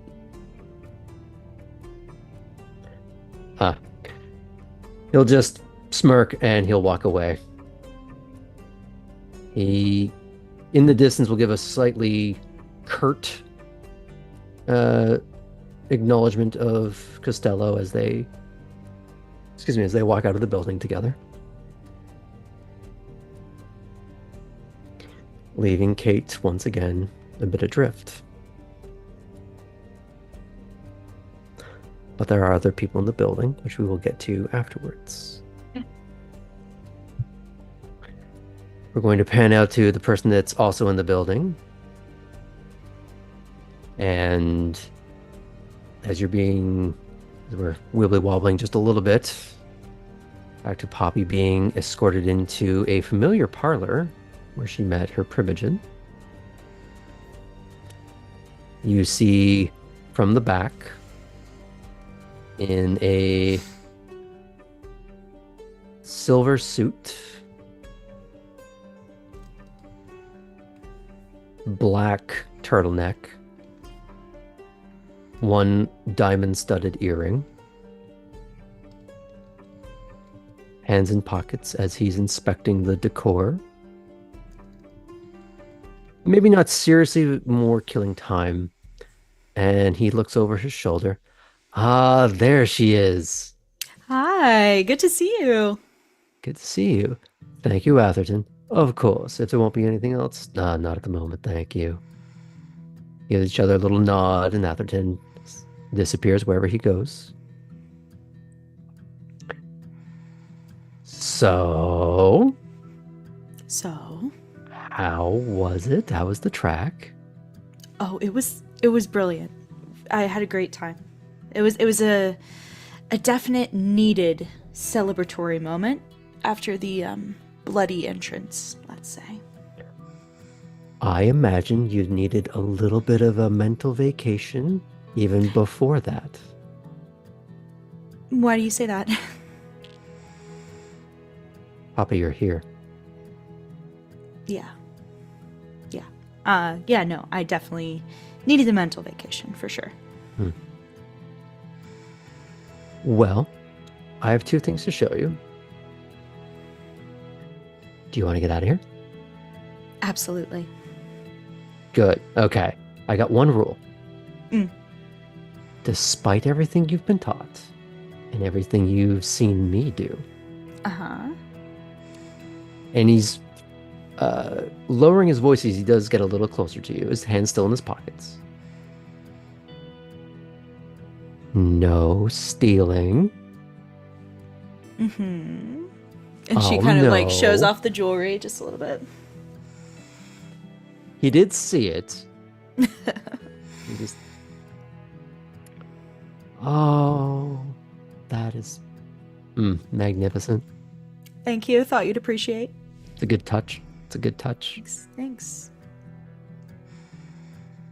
Does he know you have it? I think so. I guess we'll talk about that in the car. If we have to. Oh, we're gonna. Oh, great. Sorry, but no stealing. There was just the one rule. Yes, but it applies to both places. Oh, great. And places. second place is contingent on how you react to the first and any other Okay. conversation we have. Okay. I like it. You've laid out some achievable little ground rules here. I mean, achievable for me. Are they achievable for you? Well, it sounds like I have to find out and see how I react to the first place. Ooh.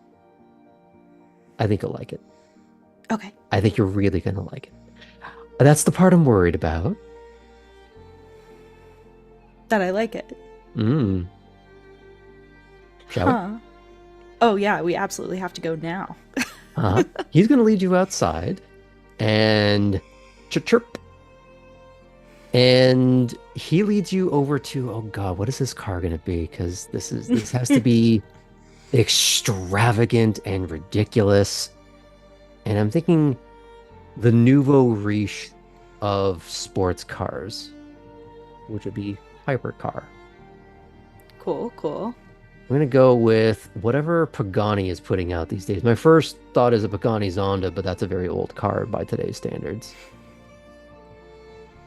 We're gonna go with that just because it seems fun. Love it. Gull wing doors, mid-engined, ridiculous.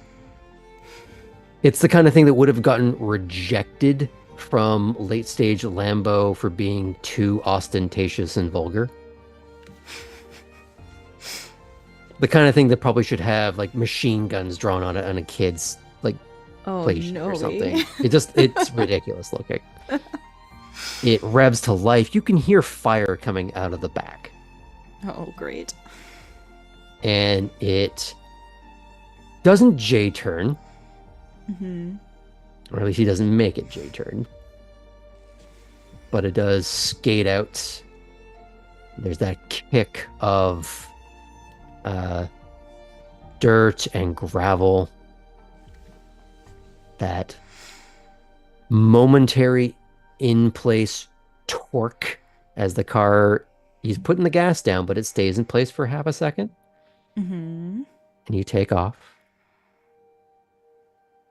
You're trundling down the road back towards the gate, which is very swiftly opening because they can see this coming. I've been in more race cars in the past 2 days than I have been in a while.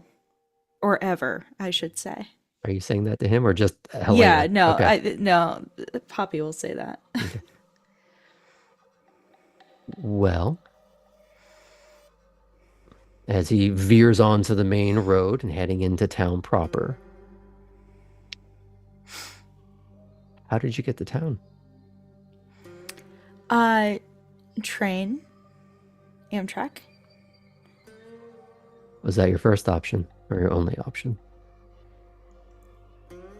I mean, it, it seemed the most logical option. The hesitation's not selling it. I know, I know. I think from what you have said to me in our limited interactions, you can probably guess the circumstances with which I made it here. I have to ask. We'll get to the other shit because that's Okay. going to be fun Great. for me. Not so much for you. I understand that. Yeah. Appreciate How it. did you get from the train station to Wormslow? Oh, a driver picked me up. He was nice, but it seemed to be he was like a hired driver, like an Uber or something. Oh, you met him. Yes. Interesting. Why is that? Is he employed by? And she gestures back to Wormslow. It's a little bit of a local mystery. He kind of just seems to show up when some poor individual in need really needs a ride. Oh, that is comforting and terrifying. Yeah, I mean, he was nice. He got me where I needed to go. He didn't come with me into the building. No, it's pretty rare. A lot of people think he's a Malkavian. They tend to dial into some of the chaos and find sense out of it. And that's how he ends up where maybe he's needed. I'm not so sure. I mean, he had a nice little Honda sedan. It's very sensible. Almost too sensible. That's a little freaky. Isn't it? Yeah. Okay. I feel like I've been, I mean, that is clear proof that I've been flying by the seat of my pants. So I am very glad that you have kind of taken me under your wing, as it were. I appreciate that. Yeah. Well. Do you want to rip off the Band-Aid now, or do you want to wait a bit? Let's rip it off now, Okay. and then yeah. Now What is the it? question. Okay. I was wondering if you were going to figure out which one I'm even talking about, because there are a few. Listen, I feel like I've been ripping off band-aids for the past couple weeks, to be honest. Okay, let's start with that then. What finally happened? It was always going to go that way, Right. but what? Give me all of the tea.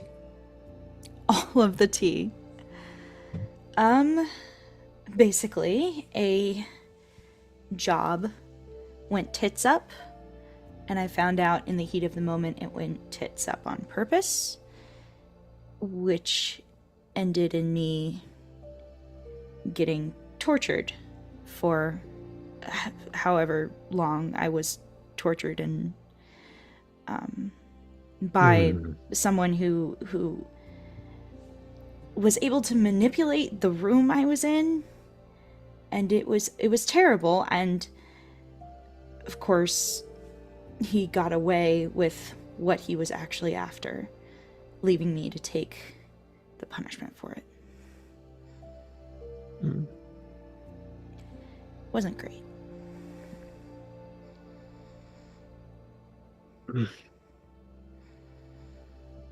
And he does lower some of the mirth and keep it somber for a little bit. You do pull up near a building, but he doesn't get out yet.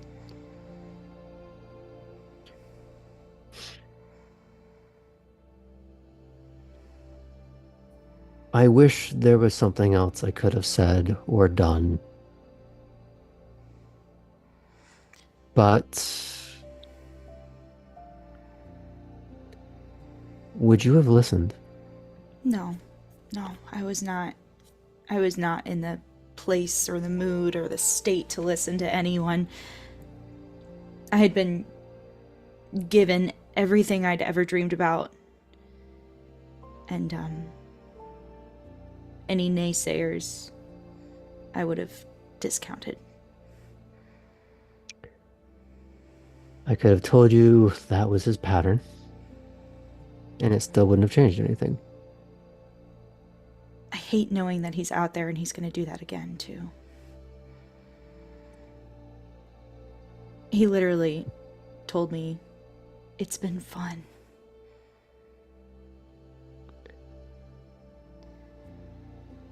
Not the first time I've heard that.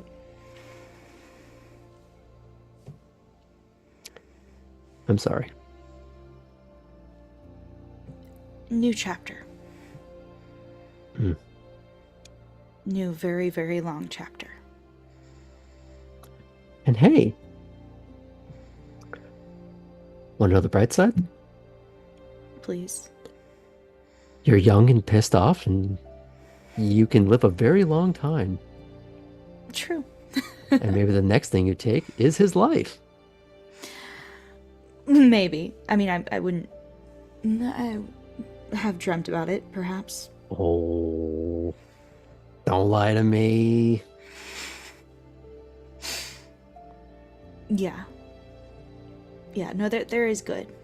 Somewhere. Maybe we can figure that out. That would be nice. I don't mean to... You asked. Never mind. I'm not gonna apologize. Yeah. I would, I mean, poetically love some comeuppance, a little justice. I don't know if you're familiar with my biggest pre-death achievement, but I have such a... Or I used to have such a good understanding of the beauty of revenge. But that was before Yes. you knew about the world, behind the world. Yes. Now you can multiply it with such exquisite goddamn cruelty. Yeah. Could be gorgeous. I want you to think of all the extravagance we experienced the last time we saw each other. I mean, clearly, I'm still thinking about, there are certain things that... Yes, the first time I'm we not met above also it. went tits up, but a different way. Yes, well, it was a good kind for me. He looks down at the diamond platelet that you're wearing over the earrings and go, oh, clearly. Mm-hmm. Long run? A what? Long run? Long Wait, run, did it go well? Long run. In the long... Wait, I'm sorry, my brain is breaking. Are you saying in the long run, Did it go well? and what is the antecedent of it? Everything. Everything. The Thank you. entire The relationship. entire relationship, in the long run... I don't know. I'm neutral. There was so much good. And I guess Was it? the bad only came later. Well, I wouldn't be here. I wouldn't have this. I wouldn't have met you. I wouldn't have understood this underbelly. I wouldn't have gotten out of fucking Stores, Connecticut. There is good. But then it... Oh, I didn't realize you were from there. Get out. Yeah, it's not... It's... No, we're here. Get out. Oh, okay.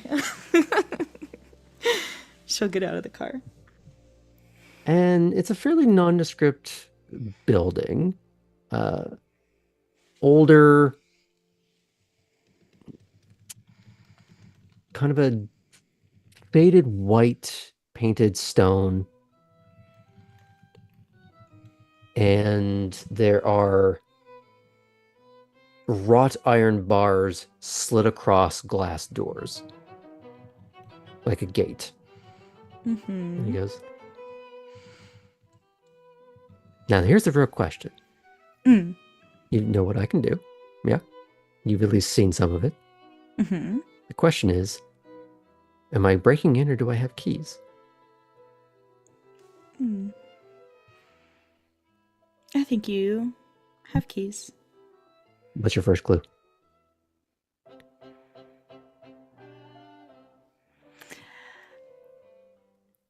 You're too smiley to be breaking in. You're not thinking too hard right now, are The you? first time I met you, I stole something off of you. I was smiling. Oh yeah, that's true. You are smiley. First I'm just clue a happy guy. is, I guess. I really like me. I'm so glad you do. I'm so glad you do. I will have whatever you're having next time we're out. God, I feel so rusty. Okay, how do I know that you have keys? I don't know. It's what I told you about what we were getting up to this evening. I gave you Well, a you rule. said you were worried that I'd like this first place and that I wouldn't want to leave. That was part of it. What did I say first? I gave you a rule. Oh, no stealing. Oh, obviously. Hmm. I didn't know if that was just for me. Well, but yes. One side of the gate ushers you through, closes it behind him, locks that. You're locked in there with him. He unlocks the Great. glass door, waves you in, Okay. locks it behind him as he steps in, flips on a light switch, and you are in a dazzling array of display cases, marble flooring, bespoke lighting sets of a jewelry store. Oh. Amazing. And he's just watching you, what you do, but also looking around, just feeling a little bit smug. Yeah, she's definitely gonna start just like rush up to the closest display that's in there and just look at what he's got in here. Yes. Perfect. Love that. It makes sense why he can afford that car. Unless he stole that too, which is possible. Yeah. She's not gonna judge. This is amazing. Is this your store? I mean, I have the keys. Might as well be. That's so great. Yeah, this is legit. Now, what are we doing here? Well, I said to, about, and around you to the prince that you'd be doing some work for me here. Oh, great. So on occasion, I'll at least have you keep up the pretense that you are in fact here. Ah, amazing. Though I wouldn't mind doing work here for you if you actually needed it. Oh, but- no, that's genuinely going to happen. It's just not going Okay. to be a 9 to 5. Oh, bless. I have people for that. Okay. Amazing. But you need to earn your keep a little bit, and you having some structure, I think, might be to your benefit. Because Yeah. you've been gallivanting without such for how long now? Don't answer that. I know the answer. Yeah. No, that sounds good. Structure sounds good. Mhm, I can get mhm. a planner. That'll be great. It'll fix me. She's like looking around at all the shiny things. Did I just put you in the biggest den of temptation? Slightly. I know I did. Slightly. but Mhm. there's Are you going to there's keep your something to shit be together? said. Well, discipline, and I know you said no stealing, obviously here, but Oh, steal anything you want from all over town, as long as it doesn't get you or I on anyone Yes. else's radar. yes, and that may be the outlet that I need. Mhm. But I need to get to know the town a little bit better for that. But yes, no, temptation for sure. Discipline, I have. Here's how you're going to learn the discipline to stay in one place for any period of time, rather than just going to a city, going to a party to steal things from. Think of it like you're casing the entire county, Oh, that's fun. right? Now it's a project. It's a project. Oh, excellent, excellent. Okay, Hallelujah, she can be taught. too much, I know too much. Yes, a project sounds great, Mm. and this can be a sanctuary that I maintain for you. More like occasionally I'll allow you to work here and get some actual commission, Okay, cool. so you can That have works too. legitimate money on top of anything else you might steal from someone else, Someone else. and you fence with maybe someone I hook you up with. I know guys Yeah. everywhere. I'm sure you do. Well, clearly you do. Excellent. Now,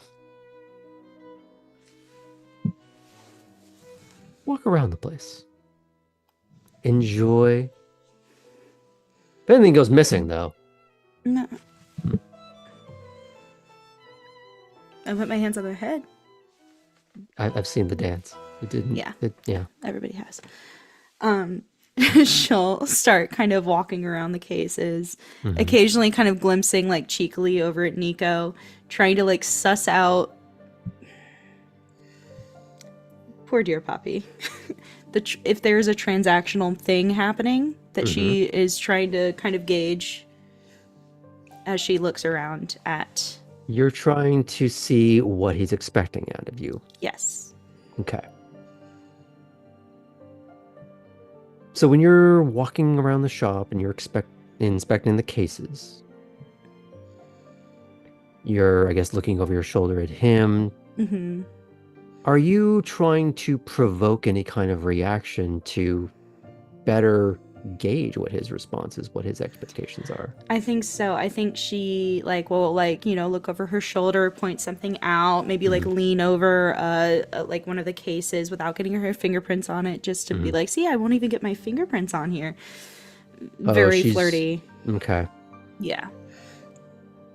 Trying to see if there's something. Mm-hmm. He keeps his hands in his pockets in the way that you walk with a suit jacket, where you're seeing the very nice sheen of the shirt, which is clearly some silk or silk adjacent thing with a little bit of a sparkle to it. Cool. And since the suit was, while silver, it's the shirt that's doing the sparkle. And as you start looking over things and you're leaning over a case, he's going to lean over next to you and go, "What are you doing?" Looking at your jewelry. You're acting like you're trying to fleece me out of pool hall. Huh? Oh. Yeah, I am. Sorry about that. And he's going to turn and he's going to lean on the counter. What do you think this is? Well, I was trying Let's to figure rip that off out. that Band-Aid. Yeah, no, that's a good Band-Aid to rip off. I'm sorry if I made you feel uncomfortable in doing that. Let's start that over again. I'm very used to being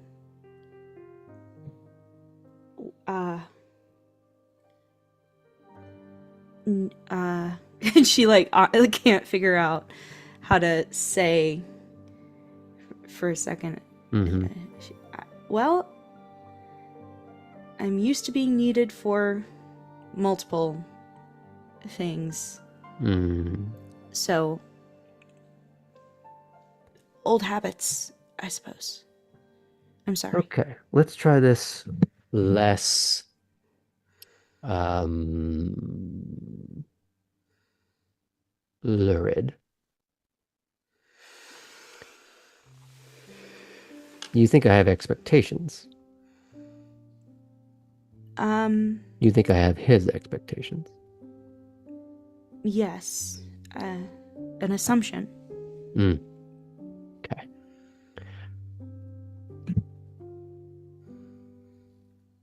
How do I put that? Stand up. He's going to look at the earrings. He's going to look at the diamond décolletage and just, those are all very lovely.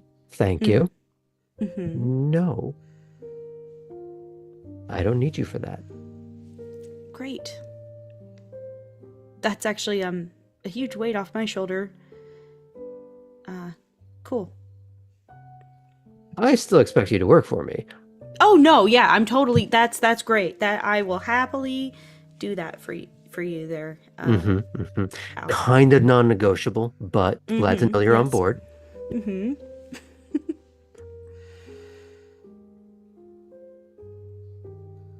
It was gross enough. Let's put that in the rear view, shall we? That'd be good. Yeah. Which makes my next question a lot easier to get into. You're going to need a place to live. You can't stay in the cottage. Right. They're going to kick you out today, Soon. tomorrow. Yeah. So you got to go somewhere. Yeah. So now you have an option. You can work here, part-time at least, as far as they know. Mm-hmm. But you're going to need somewhere to roost during the day. Yeah. Do you want to see where that is? Yeah. The question is, do you want to live with me, knowing now I have no such expectations? I mean, that would be really great, actually. And yeah. Yes. Okay. Here's the other part of that you're going to need to know. Do you remember the woman I introduced you to? Yes. Oh, I feel like I made her feel worse than she already did. Well, you're going to have a chance to make it up. Okay. She lives there too. Okay. Cool. So remember that whole thing about don't steal? Mm-hmm. Well, don't piss her off. Mm-hmm. Never give someone who's morose reason to get off the couch. Okay. She might look dainty, and she is. But I'm sure you've learned by now the tired, old, sad cliche that is very true of us. Every rose has its thorn, especially the oldest. Yeah.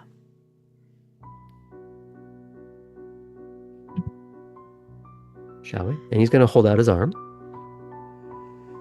She'll take it. And you're going to start taking a few steps. Now, you're going to tell me something, Poppy. Out of character. Mm-hmm. Did you or did you not try and fleece something while you were here? I did not try to steal anything. You did not? I did not. I feel like I need to insight check the player. But I know, I really didn't. Poppy is really not trying to mess up her only chance at survival. Okay. As you step out, he's going to get you to the car again. You feel the car rev to life. And in short order, you arrive within the historic district, the very north end of Forsyth Park, where you see a very large mansion with wrought iron fencing,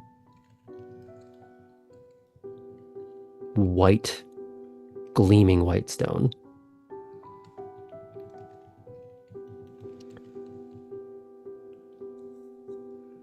I hope that you didn't leave anything at the cottage, because I'm not going back there tonight.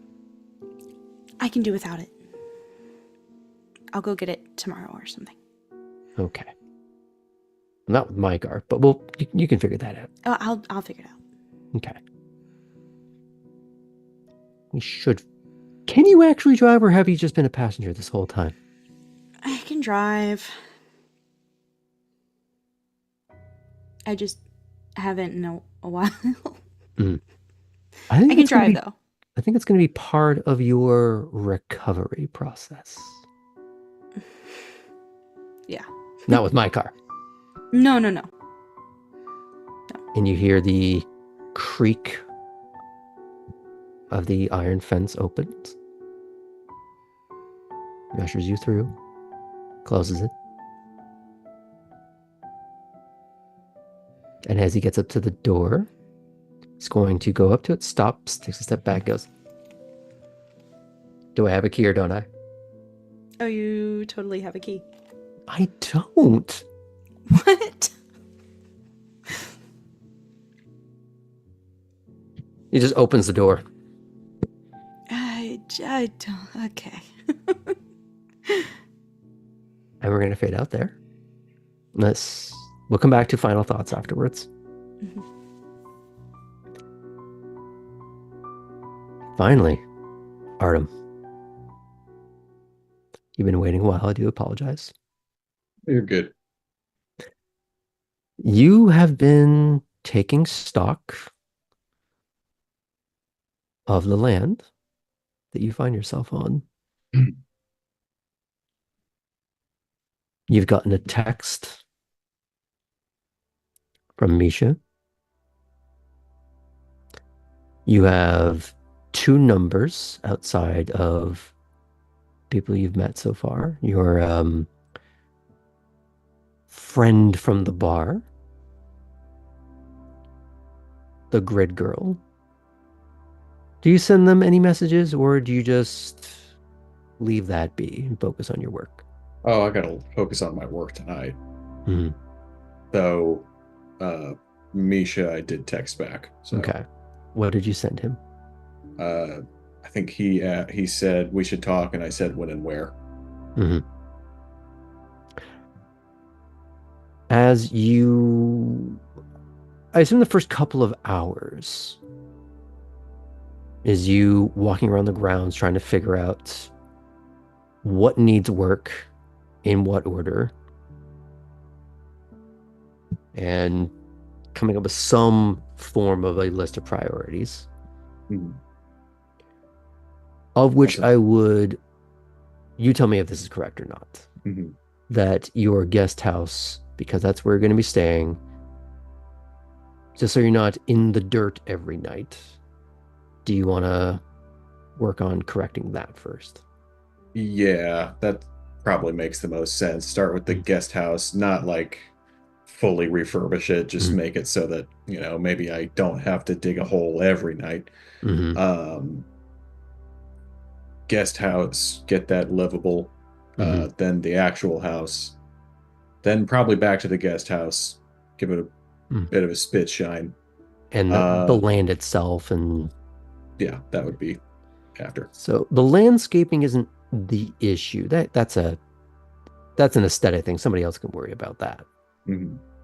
But in terms of clearing debris, dead trees, even just courting firewood. It can all be part of the same process.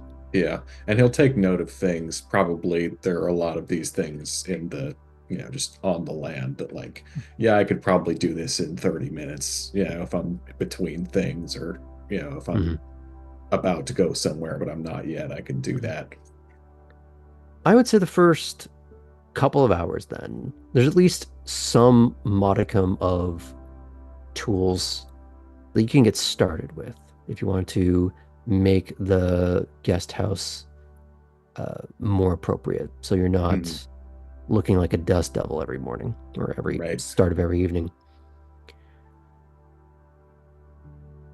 For the most part, you could probably do that all in that first couple of hours. It's not that bad. It just needed some patchwork. Like the main house, it's not bad. It just needs effort and time. Mhm.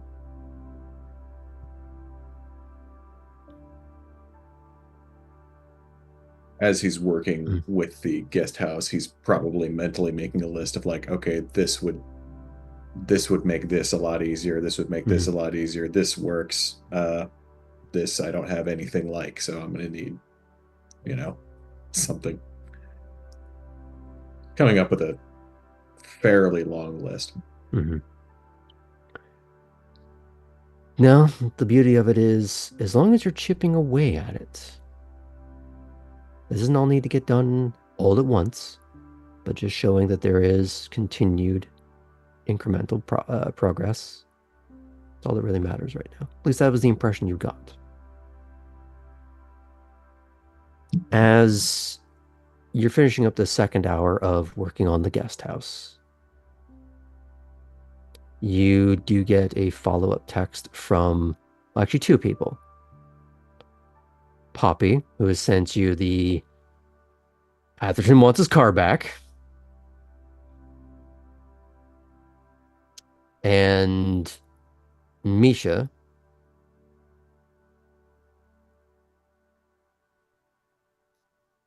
Where's the Boards, one stone. All right. How's the guest house looking at this point? It's looking like you'll be fine during the day at this point.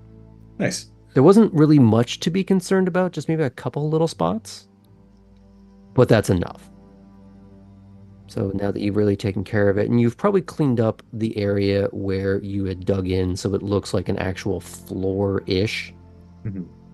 you're going to need to redo the floor at some point. Yeah, So it's a real floor. that's phase 3. Yeah. But you no longer have to be in the ground. Mhm. There is an actual bed, and it's not just a shitty cot. You have a real bed. Maybe the first one you've had in a very long time, other than what you've had at the cottage. It has been a while, yeah. Mm-hmm.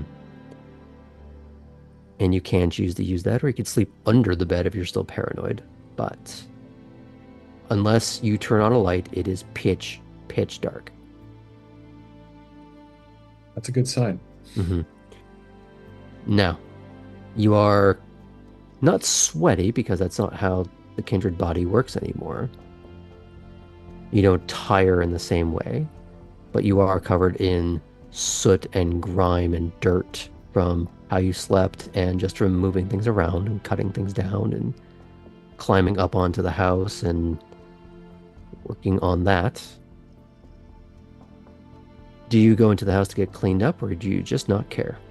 Yeah, I'll go to the house and get cleaned up. They seem like some fancy folk over in Wormslow. Mm-hmm. Might as well not track mud in Atherton's house if I'm stealing or if I've already stolen his car. Mm-hmm. You're able to actually, as you walk in, Chris just starts laughing. What? Ah. Second floor, third door to the right. You look like shit. Thanks. He's going for it. Towels are in the cabinet.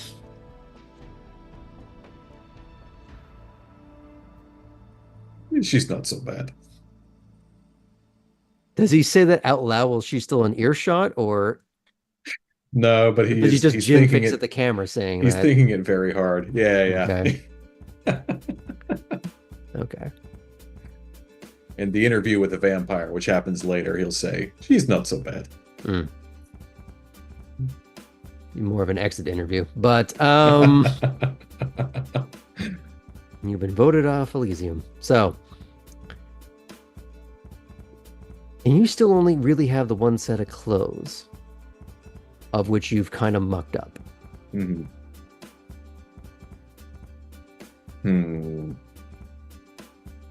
Hey, Chris. What? Boss have any extra clothes lying around? Let's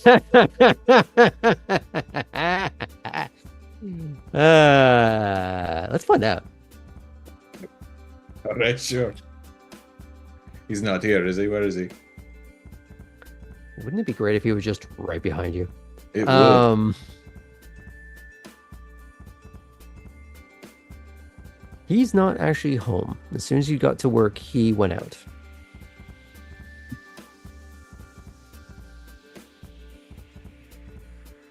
So she'll rifle through some closets.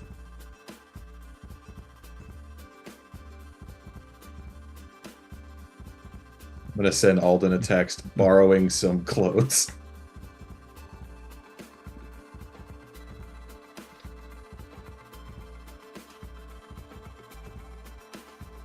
Good. You look like shit.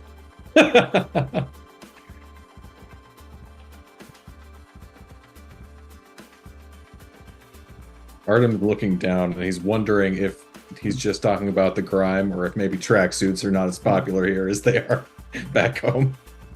That has been a theme tonight. Yes.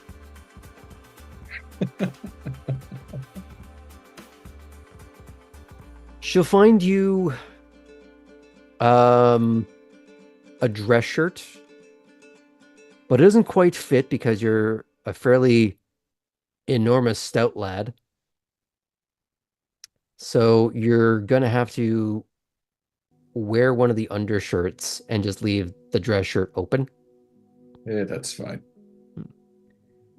But because of your probably Johnny Bravo-esque proportions, you've maybe not skipped leg day as much as they're not as much of a problem.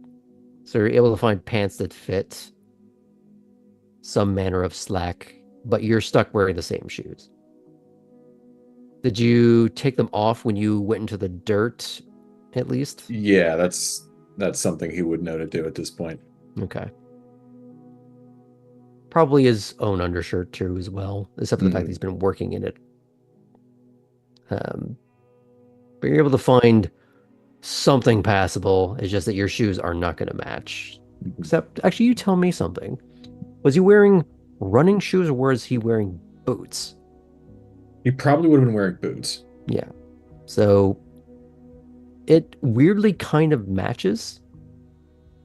It's a bit of a more modern take of Little House on the Prairie.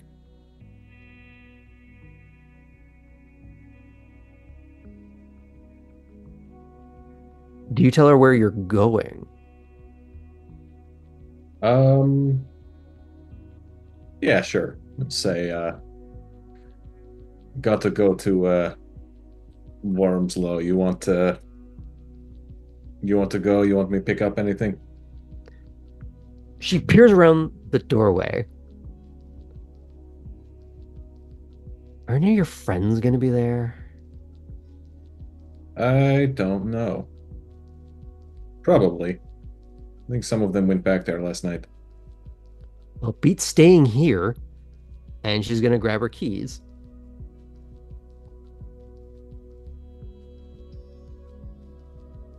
All right. Race you there. No, idiot. I'm locking up the house. You're driving. She's going to walk by and she's going to have to jump to try and flick the side of your head. Oh. Do you let her? Dodge action. Dodge? Okay. I'm not even going to make you roll. I just imagine. Do make me roll, because I want to dodge and flick hers instead. Oh, okay.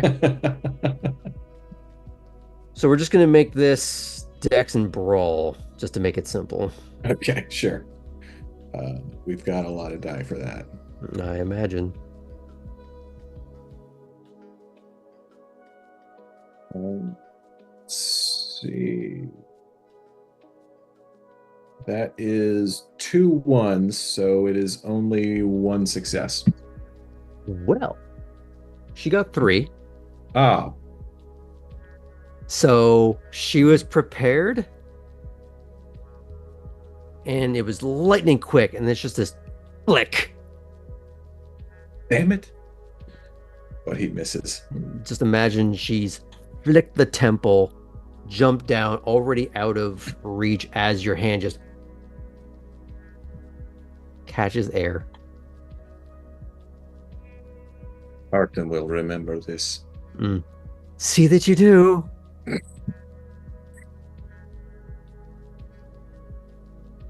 Finally, I get to go there without using the fucking speedboat. Okay, let's go. And she will lock up the house as you exit. You get in the car. And this time she's not fucking around with you on directions because she wants to get the hell away from the house. Wormslow, you get the impression, is not her favorite place, but she'd rather go there than be at home all night.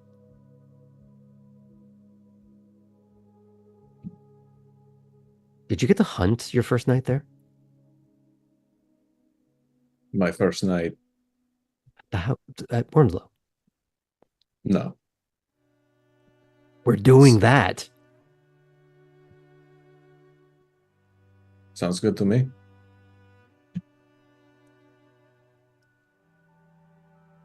Do you ask her anything on the way there?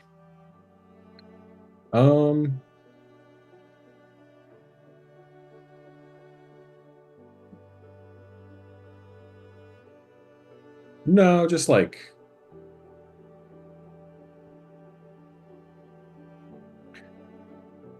pleasantry stuff, like, you know, how long has she been around, that kind of thing. When you say been around, to what are you referring to? Probably referring to the nightlife. Okay. She gets a little quiet at that. A little more withdrawn. And she does sink in the seat a little bit and squirm, trying to find an ejection button does not exist in this car. Hurricane a while back.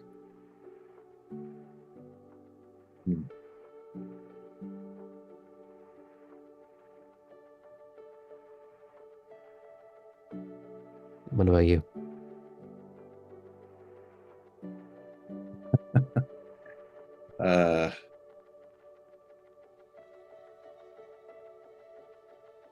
It really happened a month after this, but got mixed up with some bad people.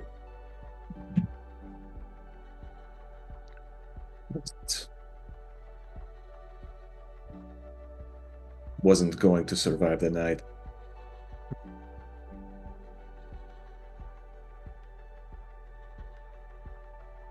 But then I did, because I don't know, she'd been watching me or something, I guess.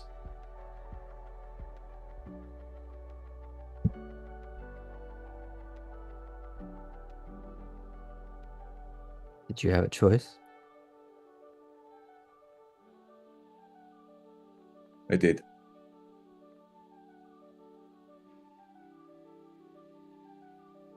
At least I think I did.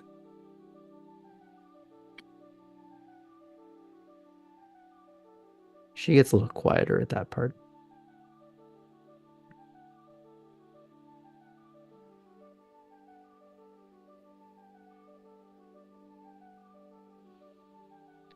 You don't have to tell me, but I assume you did not.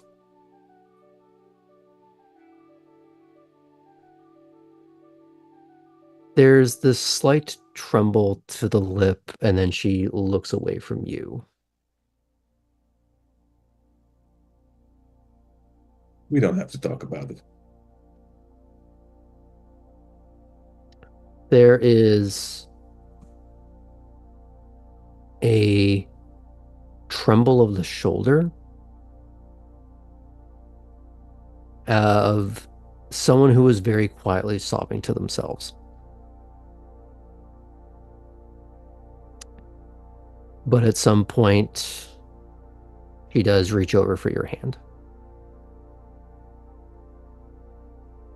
It doesn't go away.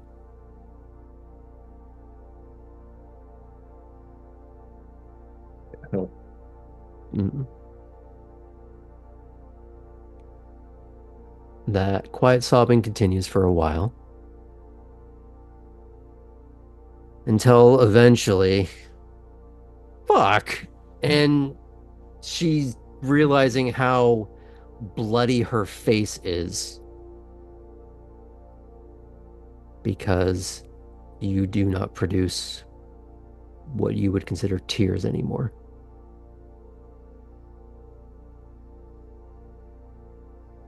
And she starts rifling through center console, through the glove box, looking for any kind of napkin or wet anything that she can just start getting this away from her. And at one point, she's using her own shirt. Yeah, use this one. And he sort of like, I assume he has a sleeve. He can just put his hand over.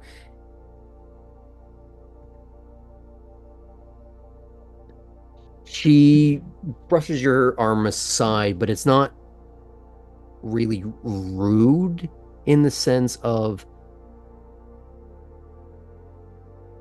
for whatever reason, she doesn't want to dirty that. She's too busy to explain why. She's just frantically dealing with this.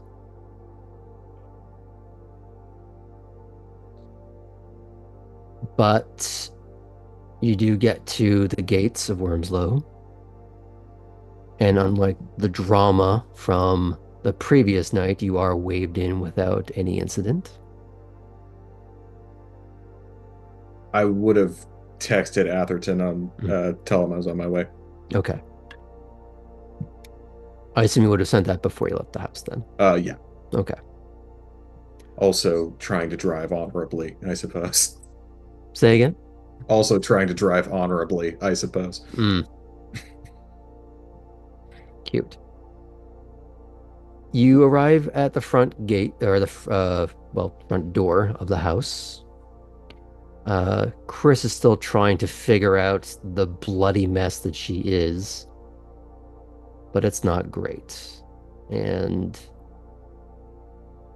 she looks down at herself, looking at you, looking at the door, and her hands are covered. You want me to go in, get you something, come back? Just help me get out of the car. Sure. And she needs help with the seatbelt because she doesn't want to get blood over the place. And she rather sheepishly does not make eye contact as she says thank you. And as you help her into the house, Bruno pays no mind as you walk right by him, just a very curt nod. Opens the door as you're coming up, and that's the sum total of his reaction. The great guy.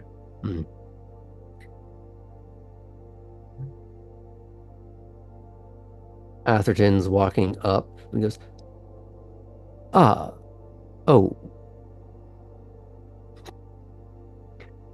The keys? He takes those, but he's looking at Chris. I'll show you where you can get freshened up. I'll have some spare clothes sent your way. Thank you. And he goes and sees to that. I believe a couple of your friends are wandering around upstairs, Autumn.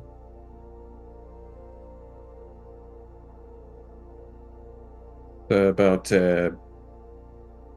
Sokolov. Is he here? No, but I will keep an eye out for him if you'd like. Appreciate it. Of course. Where are who is here?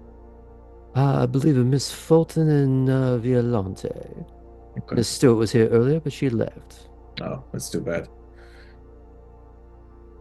Well, if Chris asks, yeah, she'll probably want to hang out with us as well. Understood.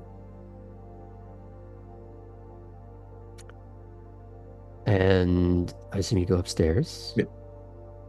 And you'll be walking up as I believe you were finishing off a conversation with Innsbruck, who is also passing by Artem with Costello, as we rejoin the timeline a little bit.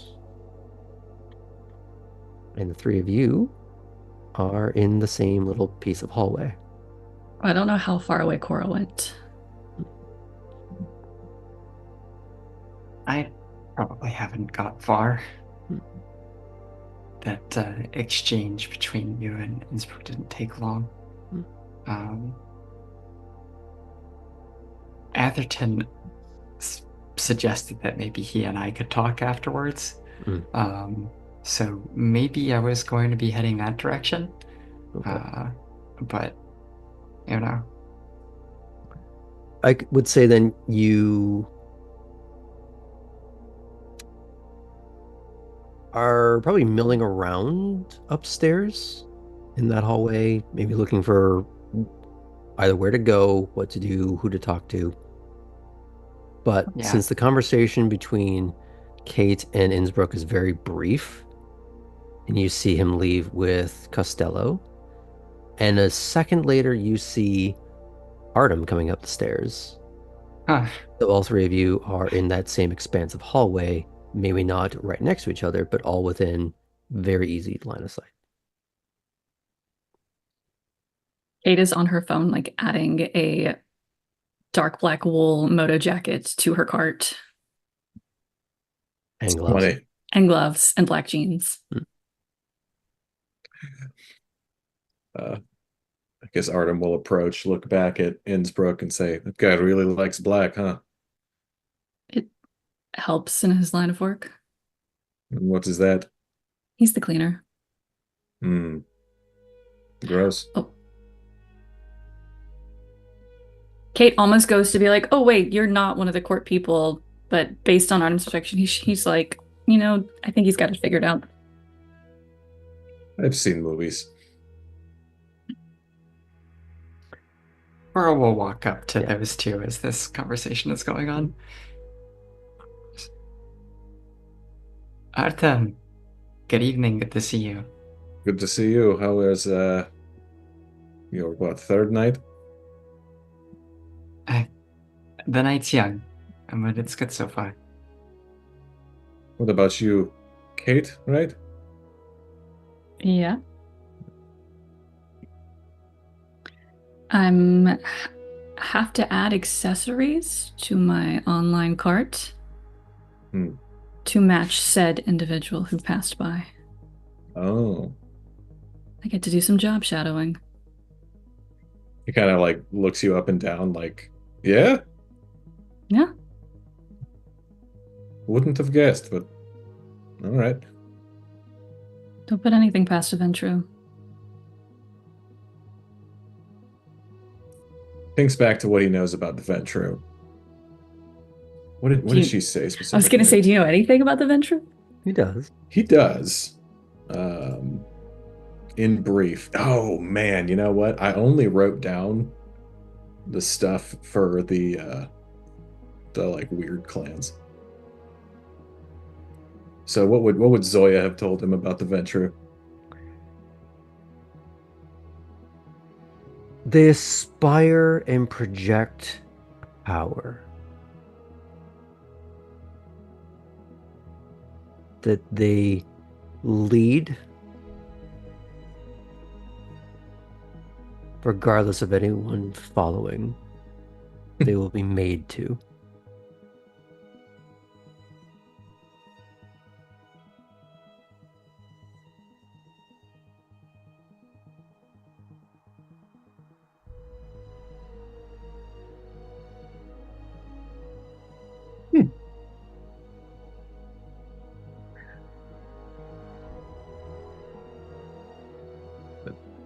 He's not going to say what he's thinking, but what he's thinking is that seems kind of like grunt work, but whatever, I guess. Arden, Oh, go ahead. I hate to ask, but did you have a chance to give the Land Rover keys back to Etherton? Oh, I did, yes. Thank you.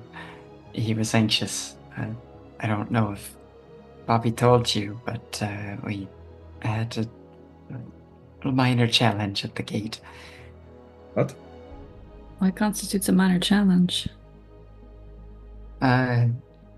Let's say I had 2 passengers and 1 seat, so I had to try to make it work, and Where did you put Tabby? you can check the record. I advised against it. That's not an answer. And yet I think it communicates just fine. Did you put her in the trunk? I didn't put her anywhere. She put herself there.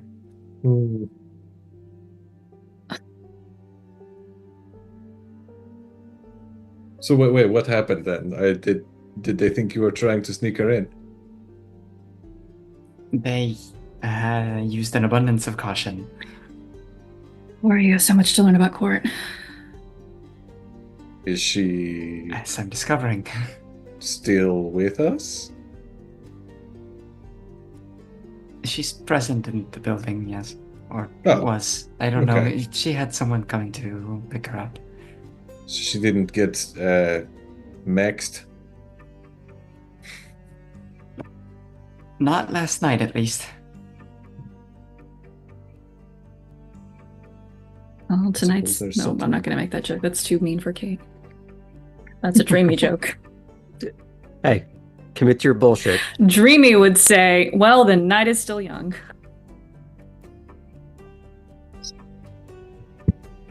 And you know, I've been learning some things too tonight. Did you know that, I mean, we're real, of course, but ghosts might be real too? Zombies, things like this? Graham, would I know any about that? Same question. Say the question again, sorry? Would I know anything about ghosts and spirits and all the things that Giovanni go bump in the night? You would know what the Giovanni are. You wouldn't know any firsthand knowledge. Mm-hmm. You would have maybe heard something about what they do, but you've never witnessed it. To be clear, I didn't say the word Yeah. Giovanni. Mm-hmm. That will shape my follow-up question to you, Cora. Where did you hear about that?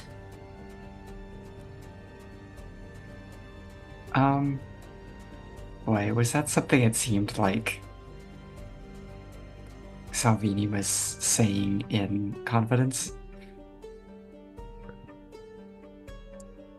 Not really, as much as he's not boasting it. Okay. But he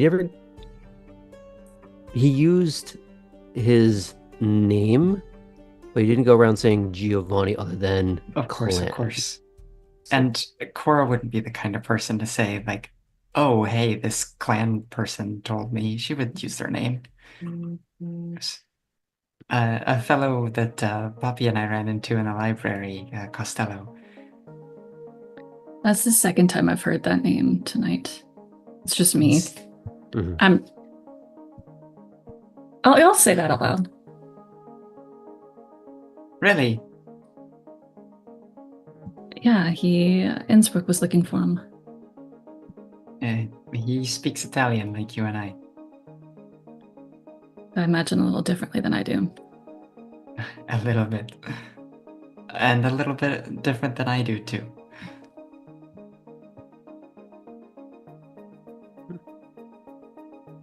But yeah, anyway, he said he was a monster hunter. Well, no wonder what Innsbruck was up to was not for newbies. Say he was a monster hunter or a ghost hunter? I mean, yes. Interesting. So, wait, does he... Did you know werewolves are real? I did know that, right? Yeah. Yep. Yeah, that one I did know.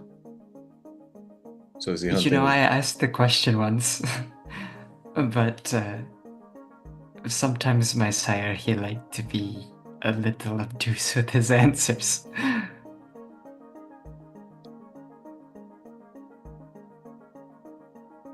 mean, I guess if there's no practical reason, then doesn't need to tell you. But yeah, if he's a monster hunter, then does he hunt wolves? I might need to talk to him. Oh, I can say. It was a brief meeting, but... What was his name? Costello Savini. Have to try and meet him. I would say you got the impression more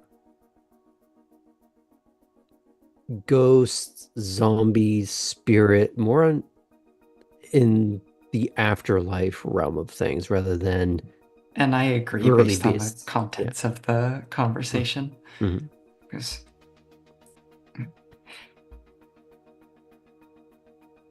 yeah, I might get a chance to see what he does. So Should invite me.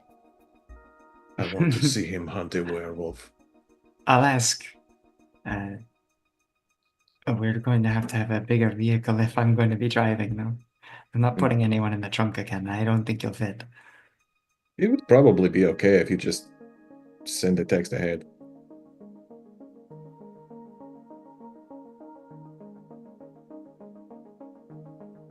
Or I will think for a moment, go, I still don't want to do it.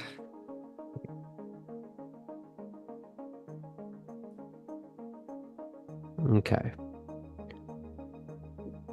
With the trio here, what is it that you would like to do from here? Do you three want to try and find some trouble to get up to?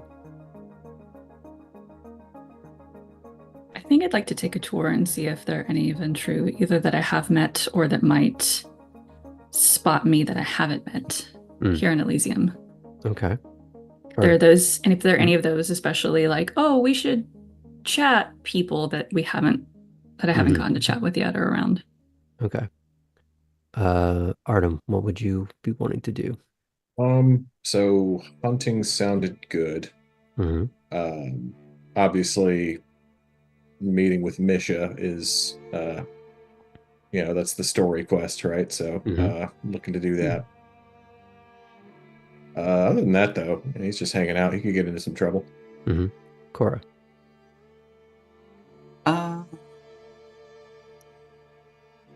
Similarly, Atherton suggested that they speak, so she'll do that at some point if we're splitting up. Okay. But I will go ahead and ask too, since since Artem was on like bodyguard duty the previous night. And did you come here by yourself? Oh no, my friendship t-shirt buddy is here with me. Friendship t-shirt buddy? What did I miss last night? Just the Burles has me looking after some of his personal affairs, including child, is that what you say? He Yeah, must either Christiana. She's a lot trust. of Right. fun. He must either trust you a lot or hate you a lot. Which is it? I don't know. We'll see in a couple of days, I think. He's probably still deciding too, honestly.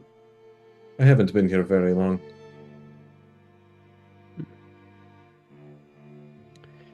Is she busy? I'd say hi again. She's just cleaning up some stuff. She's spilled something in the car. She'll be done at some point. Okay, well, I hope it's no problem. She actually asked about you. Not you specifically, but like she said, are your friends going to be there? I'm glad she had a good night. I think she had a great night.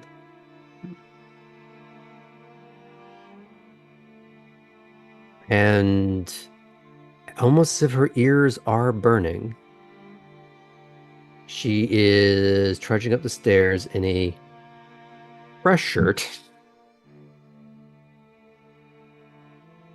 Oh, you are here. Oh, tell me we're getting up to something. That we're not just sticking around here. You must be Christiana. Yeah. Sorry, who? Kate. Bolton. Oh. Oh. Oh. Yeah, that makes sense. What does that mean? And And she's not going to say it like accusatory, just like, Splash Zone? oh, right, yeah.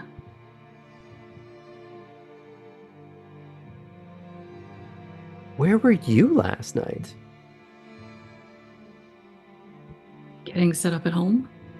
Was at the racetrack for a little while. Now, are you fun like them or unfun like him? I don't know. I don't You're know what unfun kind of like him. Okay.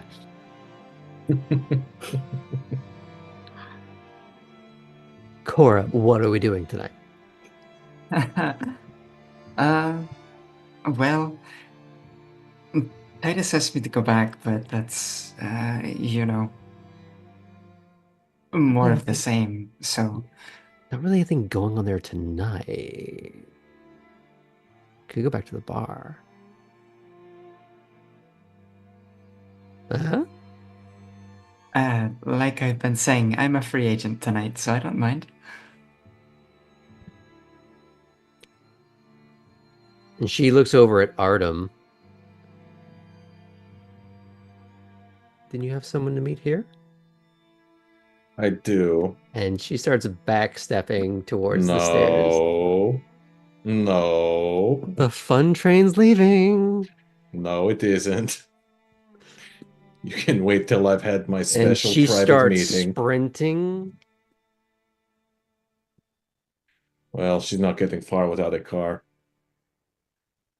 Didn't Cora win a car last night? And that's where we're going to end tonight. Can I say like just two quick things? Okay. One, I want to look at Artem and go, oh, he definitely hates you. It's that one. And two, as Cora leaves, I want to send her a text. I'm finally going to reply. It's going to say, you should stop by so we can continue the conversation. Bourbon or coffee? And I'll just end with that question. Okay. I didn't hear what you said. It cut out. It's fine. I'll wait to respond until next time. Before we head out for tonight, we're going to go around the table and see what people are thinking, where they're at. I'm going to start with Poppy because she's been off screen the longest now. I think as Poppy is like entering into this mansion, she feels like a wave of calm kind of come over her, of like, oh, thank God we're back. We're so fucking back, girl. We are back. And yeah, I think some actual gratitude for this situation. As weird as it was to get to here, this feels really cool. Yeah, so I think she's in this kind of like overwhelmed, calm, confusing little I'm not using the word vortex again, but a confusing little combination Churn. of things. A churn, yeah, that's what it is. It's a churn. It's like a stormy kind of feeling, of just calm, and if I move anything, it will break. So I better just sit in this for a little bit. Let's go with Cora next. Cora's got this interesting sort of feeling that, like, almost as if her Frankfurt experience has extended itself and bled over into what she's doing now. There's a lot more people that she's talking to, but there's that same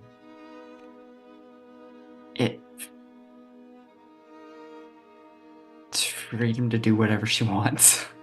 For now, that is enjoyable to her. Meeting 2 Italian speakers tonight was also a rare treat.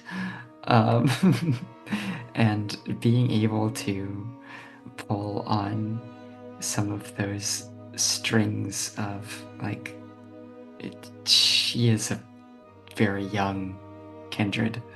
And so getting into this idea of, oh, there are these other things out here, there are these other clans, there are these parts of this world that are still so new. That's really interesting and exciting. Let's go touch it. Let's go put my arm in the sun. And I have to assume, maybe not at the forefront of her mind, but somewhere, she is starting to realize that free agent life is about to run out of track. Yeah, I think that the conversation with Kate, especially as fun as it was, in some respects helped reinforce that, oh wow, this person who arrived with me is a lot more prepared for some of this than I am. So, yeah. Well, then that transitions nicely to Kate. She feels much more at home interacting here at Elysium than she did at the racetrack. This is much more her domain, quote unquote. Yeah, she feels more comfortable in these interactions here with her fellow new bloods. Feels like she passed some small kind of test with Innsbruck, even though she didn't get to go out with him. And is maybe getting more courage to reach out to someone like Halsey about the security company, but is intrigued to see who else might be here and what other conversations she can have tonight. Okay. Artem. Feeling pretty good about what he was able to get done, at least. Somewhat anxious to see whether this discussion with Misha is going to lead anywhere, or if it's just going to be,